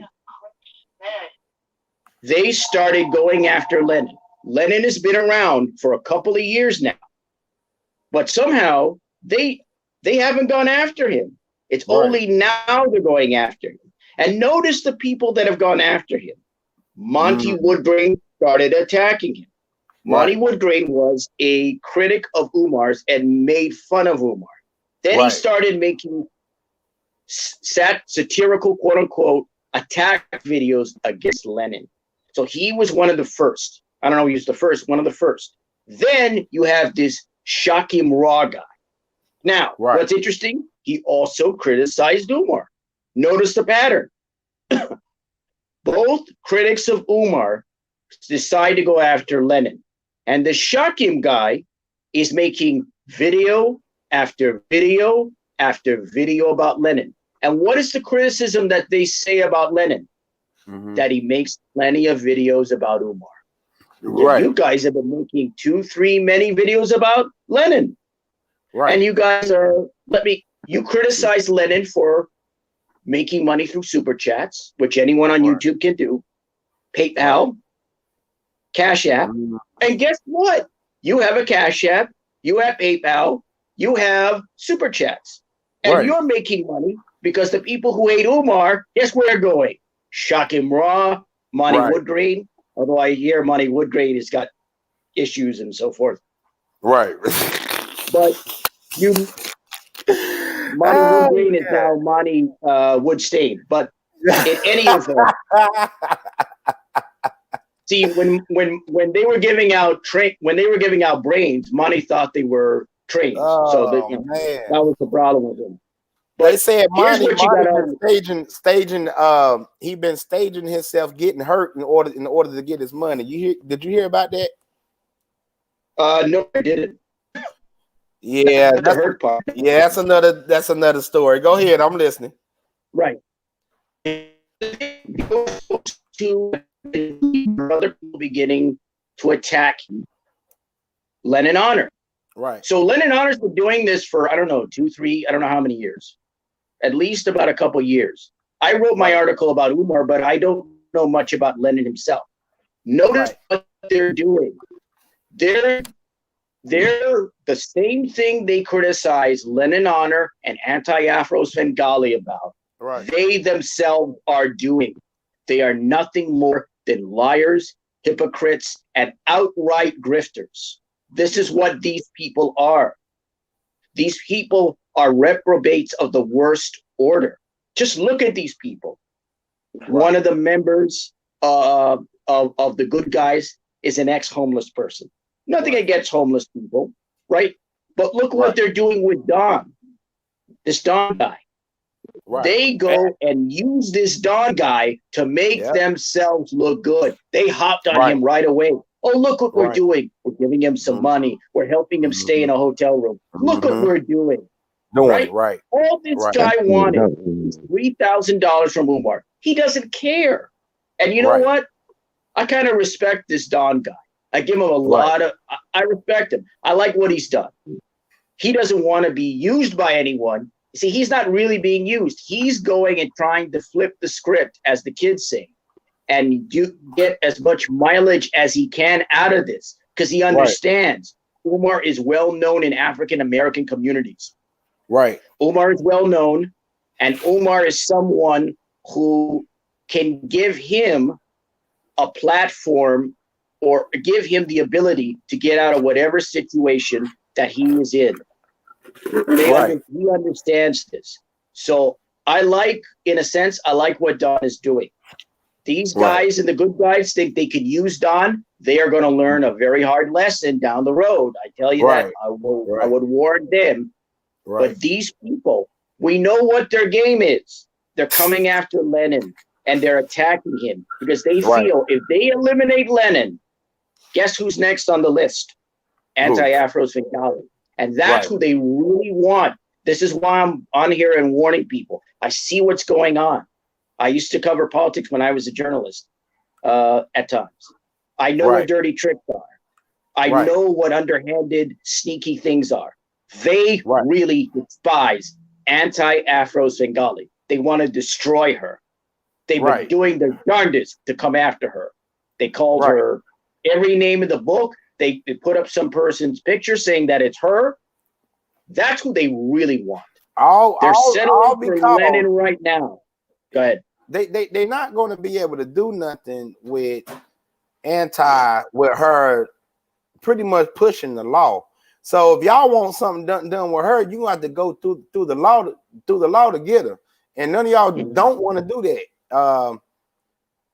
I mean, she's legally, she's in the right. It ain't nothing. You can't argue with her about it. You know what I'm saying? She's in the right. I mean, legally. So once they go to court, it's going to be the same talk that we had with Josephine. All that the going back and forth is going to be out the door. They're going to ask you these questions, and you need and by law you are obligated to have the answer to those questions. You feel me? Right. Just showing off my Chicago Cubs. I'm a Chicago Cubs fan. Oh man, nothing wrong with that. I'm a Chicago Cubs fan. This is my World Series hat. My brother got it for me. So showing off. I like playoff times. I decided to take a break during the playoffs to come on here and talk. But that's one of the things I wanted to do is clear up. These guys have been lying about me, and they're lying about other people. But what's really important is, and I've heard what some of the people have been saying, and they've been bringing out very good points here. And one of the things that in terms of Umar, the last major thing I wanted to talk about which I haven't talked about, I didn't do in my article and I didn't do in the interview, is I didn't assess the scam. And so when we look at the scam that's been going on here, we have to ask some serious questions. And so I'll address the scam right now. First and foremost, we have to ask, why did Umar decide to buy, was it 4 buildings in Delaware? Delaware is a very tiny state. It has a small African-American population at that. Umar has said with his Frederick Douglass Marcus Garvey School or Academy that he wants to educate African Americans. Right. Well, you're from Philadelphia. He was what? Born in 1974, in August 1974, in Philadelphia, Pennsylvania. So I'm saying to Umar, in fact, that was where his certification was, supposedly as a psychologist, when he had that hearing. So my point is this. Why do you go all the way down to Delaware to purchase 4 buildings, or at least a couple of buildings at the very least, that are in an area known for brownfields, toxic or near toxic environmental aspects? And why are you in Delaware? You have your credentials in Philadelphia or in Pennsylvania, and you are from Pennsylvania. You mean to tell me you can't buy any land in Pennsylvania? You can't buy anything maybe in or outside Philadelphia. You can't buy anything else on the East Coast, New York, Massachusetts, anywhere where there's a sizable Black population. Think about that. How many Black people are there in Delaware? How many? I wouldn't know. Look it up. Yeah, that's what I'm saying. This is why I'm asking these questions. Look it up, people. Think about this. What's Delaware known for? Delaware is known for credit cards and business incorporation. Right. I've seen that. Let me repeat that again. Hold on. Somebody got the noise in the background. Somebody. Delaware is a state, besides the fact that Joe Biden, who's now the president, grew up there. Delaware is a state known for easy business incorporation, and credit cards. Credit cards are credit card companies, and banks are hubs there. That's a hub. Got you. Right. So you have to wonder, why is a small state known only for that the place where Umar is going to buy property and build his ambitious quote-unquote school? Think about that. There is a very small Black population in Delaware, if at all. Why would Umar bypass Pennsylvania, where he's from, New York, Massachusetts, all states with significant Black populations in urban centers like Philadelphia, New York City, Boston? Why is he going to go to this small little state down on the East Coast to have his school? Now, granted, it was pretty $100,000. Umar's if he says $750,000. Hold on, you're going out on us. You're sitting. Right. So, I wonder, why is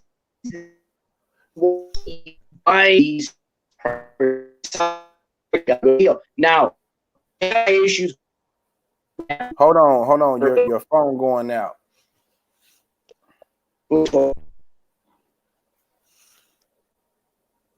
Hold on, your phone going out. My phone? Yeah, now it's working. Go ahead. Okay. Now, I have my Yankee because he did a video. First and foremost, he did a video where he supposedly. Dang, you going out again? I didn't mind. Fix your phone. Fix your phone. Go back out. JL. Yeah. Come back in. We know why he bought those buildings. It was the pressure of the people. Right. Hold on. He got Hold on. He got to fix his internet or get closer to his internet box. Yeah, he got to get closer. Yeah, that's why I'm raising that as a question. I'm raising that as an aspect because I want people to think about it or help provide answers for it when they deal with Umar and think about this video where he analyzed my interview with the script. He did no such thing. This guy, and this is another issue that I have, not only with him, but also the so-called good guys. Right. My name is Albert Lanier. I was a freelance journalist for 22 years, and I've been a professional writer for 26. There's a wonderful invention called Google. Right. There's also another invention called Bing, Firefox, and other quote-unquote search engines. People can go, put my name in the field, and look me up. This Snappy Yankee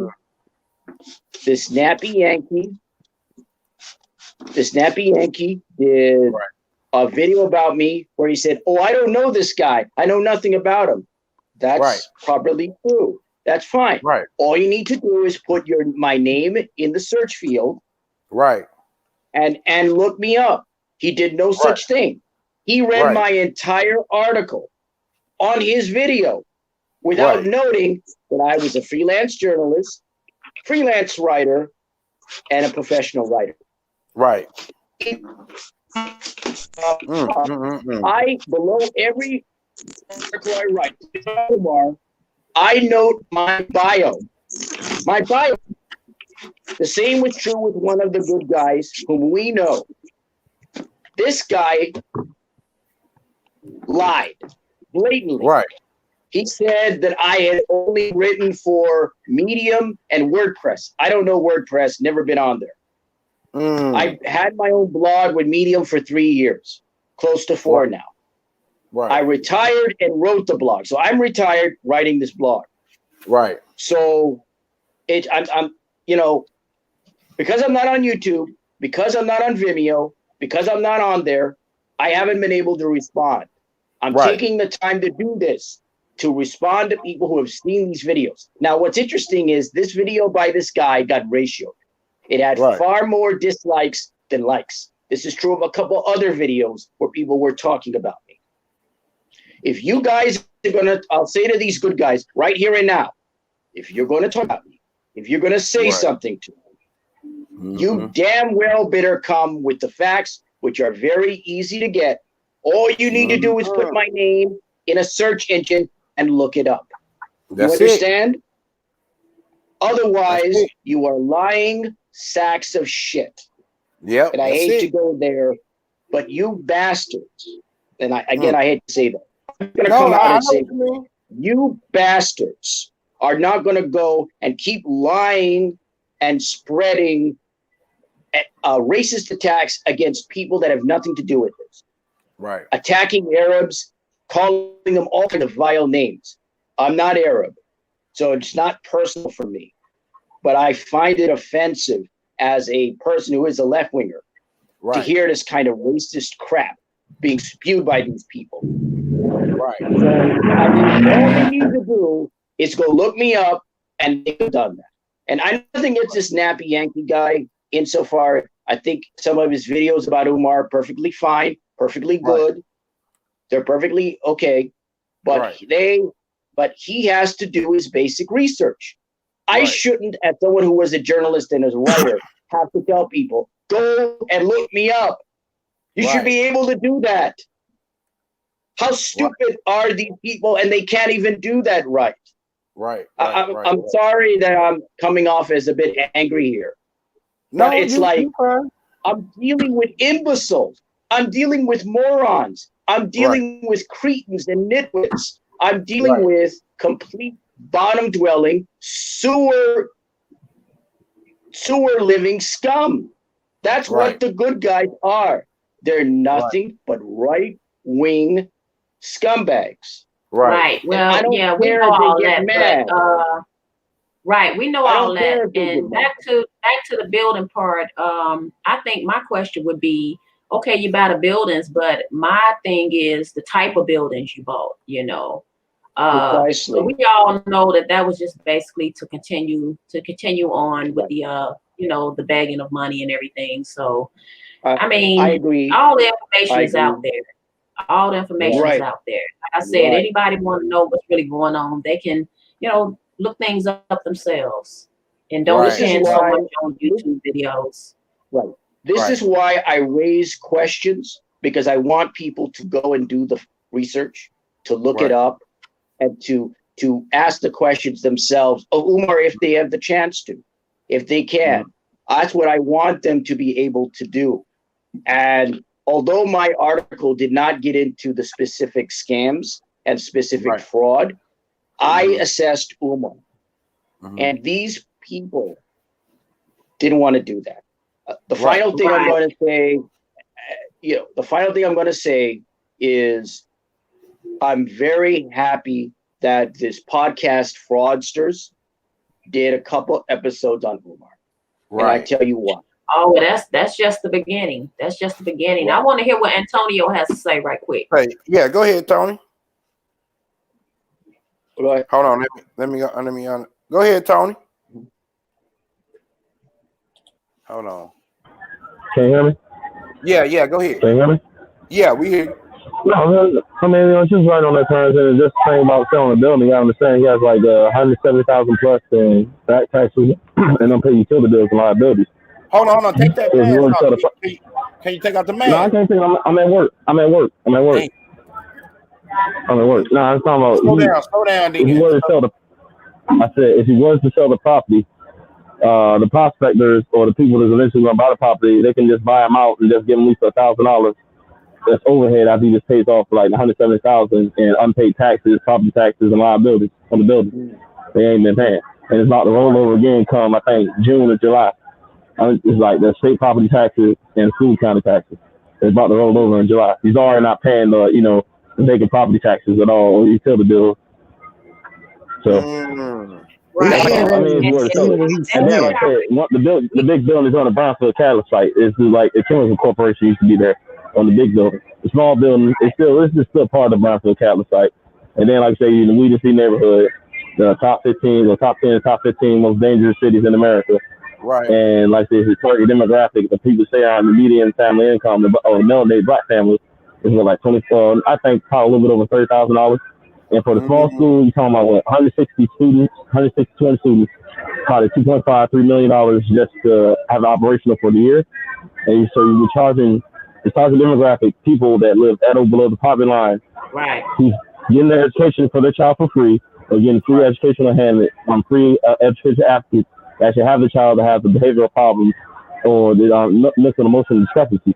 So they go from getting that stuff for free for a cheap price to actually have to pay $20 grand.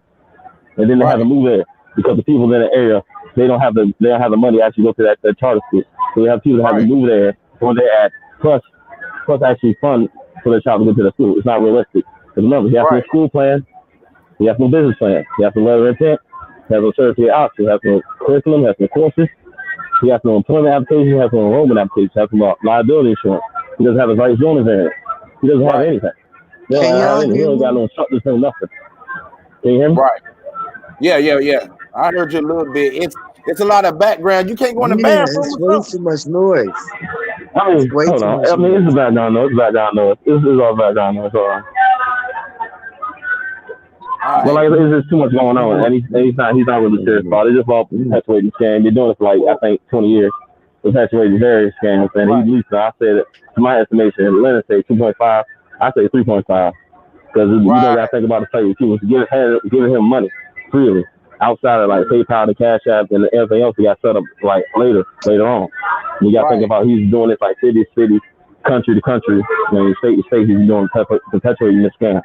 So various ones anyway. So we got plenty. Well, he's back now. We just did a new video at the school. Did you see that? Yeah, it makes it look worse. The only thing that's clean about that place is the walls. That's it.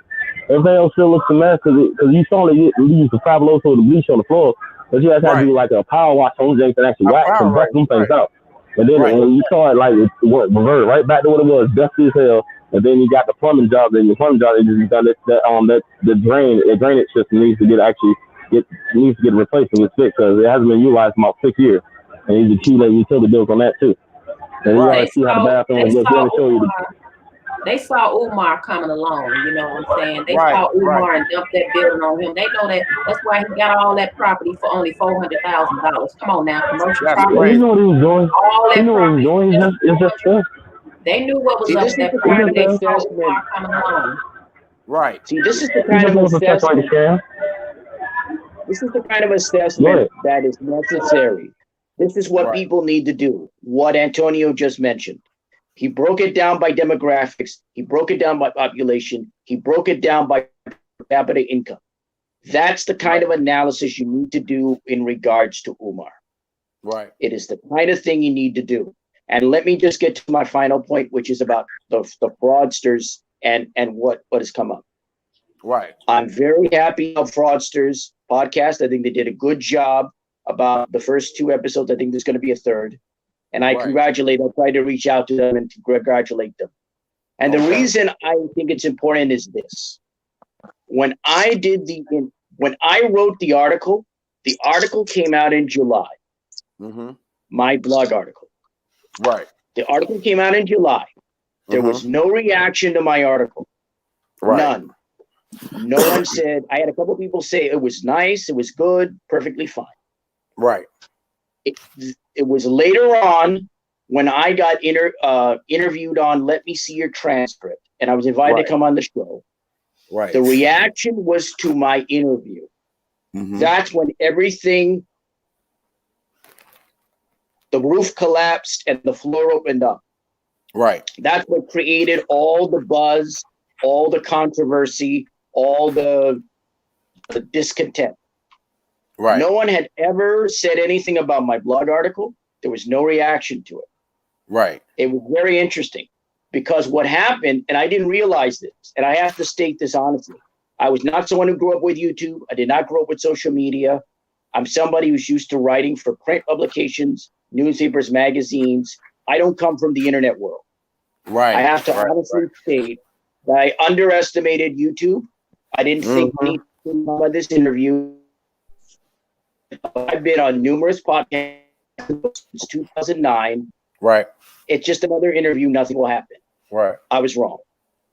It became It became known, and that was where the reaction came from. But what's important is this: what I realize now was I was one of the first people to outright expose Umar as a con artist, not to expose him overall, but to come out openly and state this man is a con artist, he's a grifter, he's a fraud. To openly state it in text and to openly state it in print. Right. And I didn't realize that at the time. Because when I wrote the article, I didn't read anything about Umar, which I normally would have done. But I was doing an analysis. I was doing a different kind of article. Right. So I realize now with this podcast show, that's why it's so important, because it's backup for me. Exactly. I now can go look at what the Fraudsters podcast. When this interview happened last month, I was all alone. Right. I was getting attacked by all these, stands of Umar and the good guys. Right. Which was fine by me, but I didn't realize until the Fraudsters podcast came out, I was really out in left field. I was on an island by myself. Right. That was the reality, even though the reaction was positive. See, what I expected was that the Umar supporters and fans, when I did the interview, would flood the YouTube comment section and defend Umar. And I would get an idea of who are these people, what are they about, and what would I gain? That never happened. I got a lot of positive feedback. I didn't expect that. So even to Albert, this day, Albert, one second, Albert. I just want to ask Jay. Hey, Jay, Lennon went live. You want to Let's cut this short, but let's come back. Let's come back after. We're gonna come back. We're gonna come back after Lennon. That's what I was gonna do after he got permission and everything. So y'all can log off. Hey, yo, man, we'll catch you after Lennon, okay? That's fine. That's fine. I'm heading out anyway. Okay, y'all. I may come back. We'll see. But enjoy Lennon. Enjoy the podcast. All right, man. Thank y'all for stopping through. Thank you. All right, Jay. I'll see you over there. Thank you for allowing me a platform. I appreciate it. Anytime. Okay. Anytime. Thank you. All right. Anytime. Thank you. I really appreciate it. Bye, folks. Bye, y'all. Bye.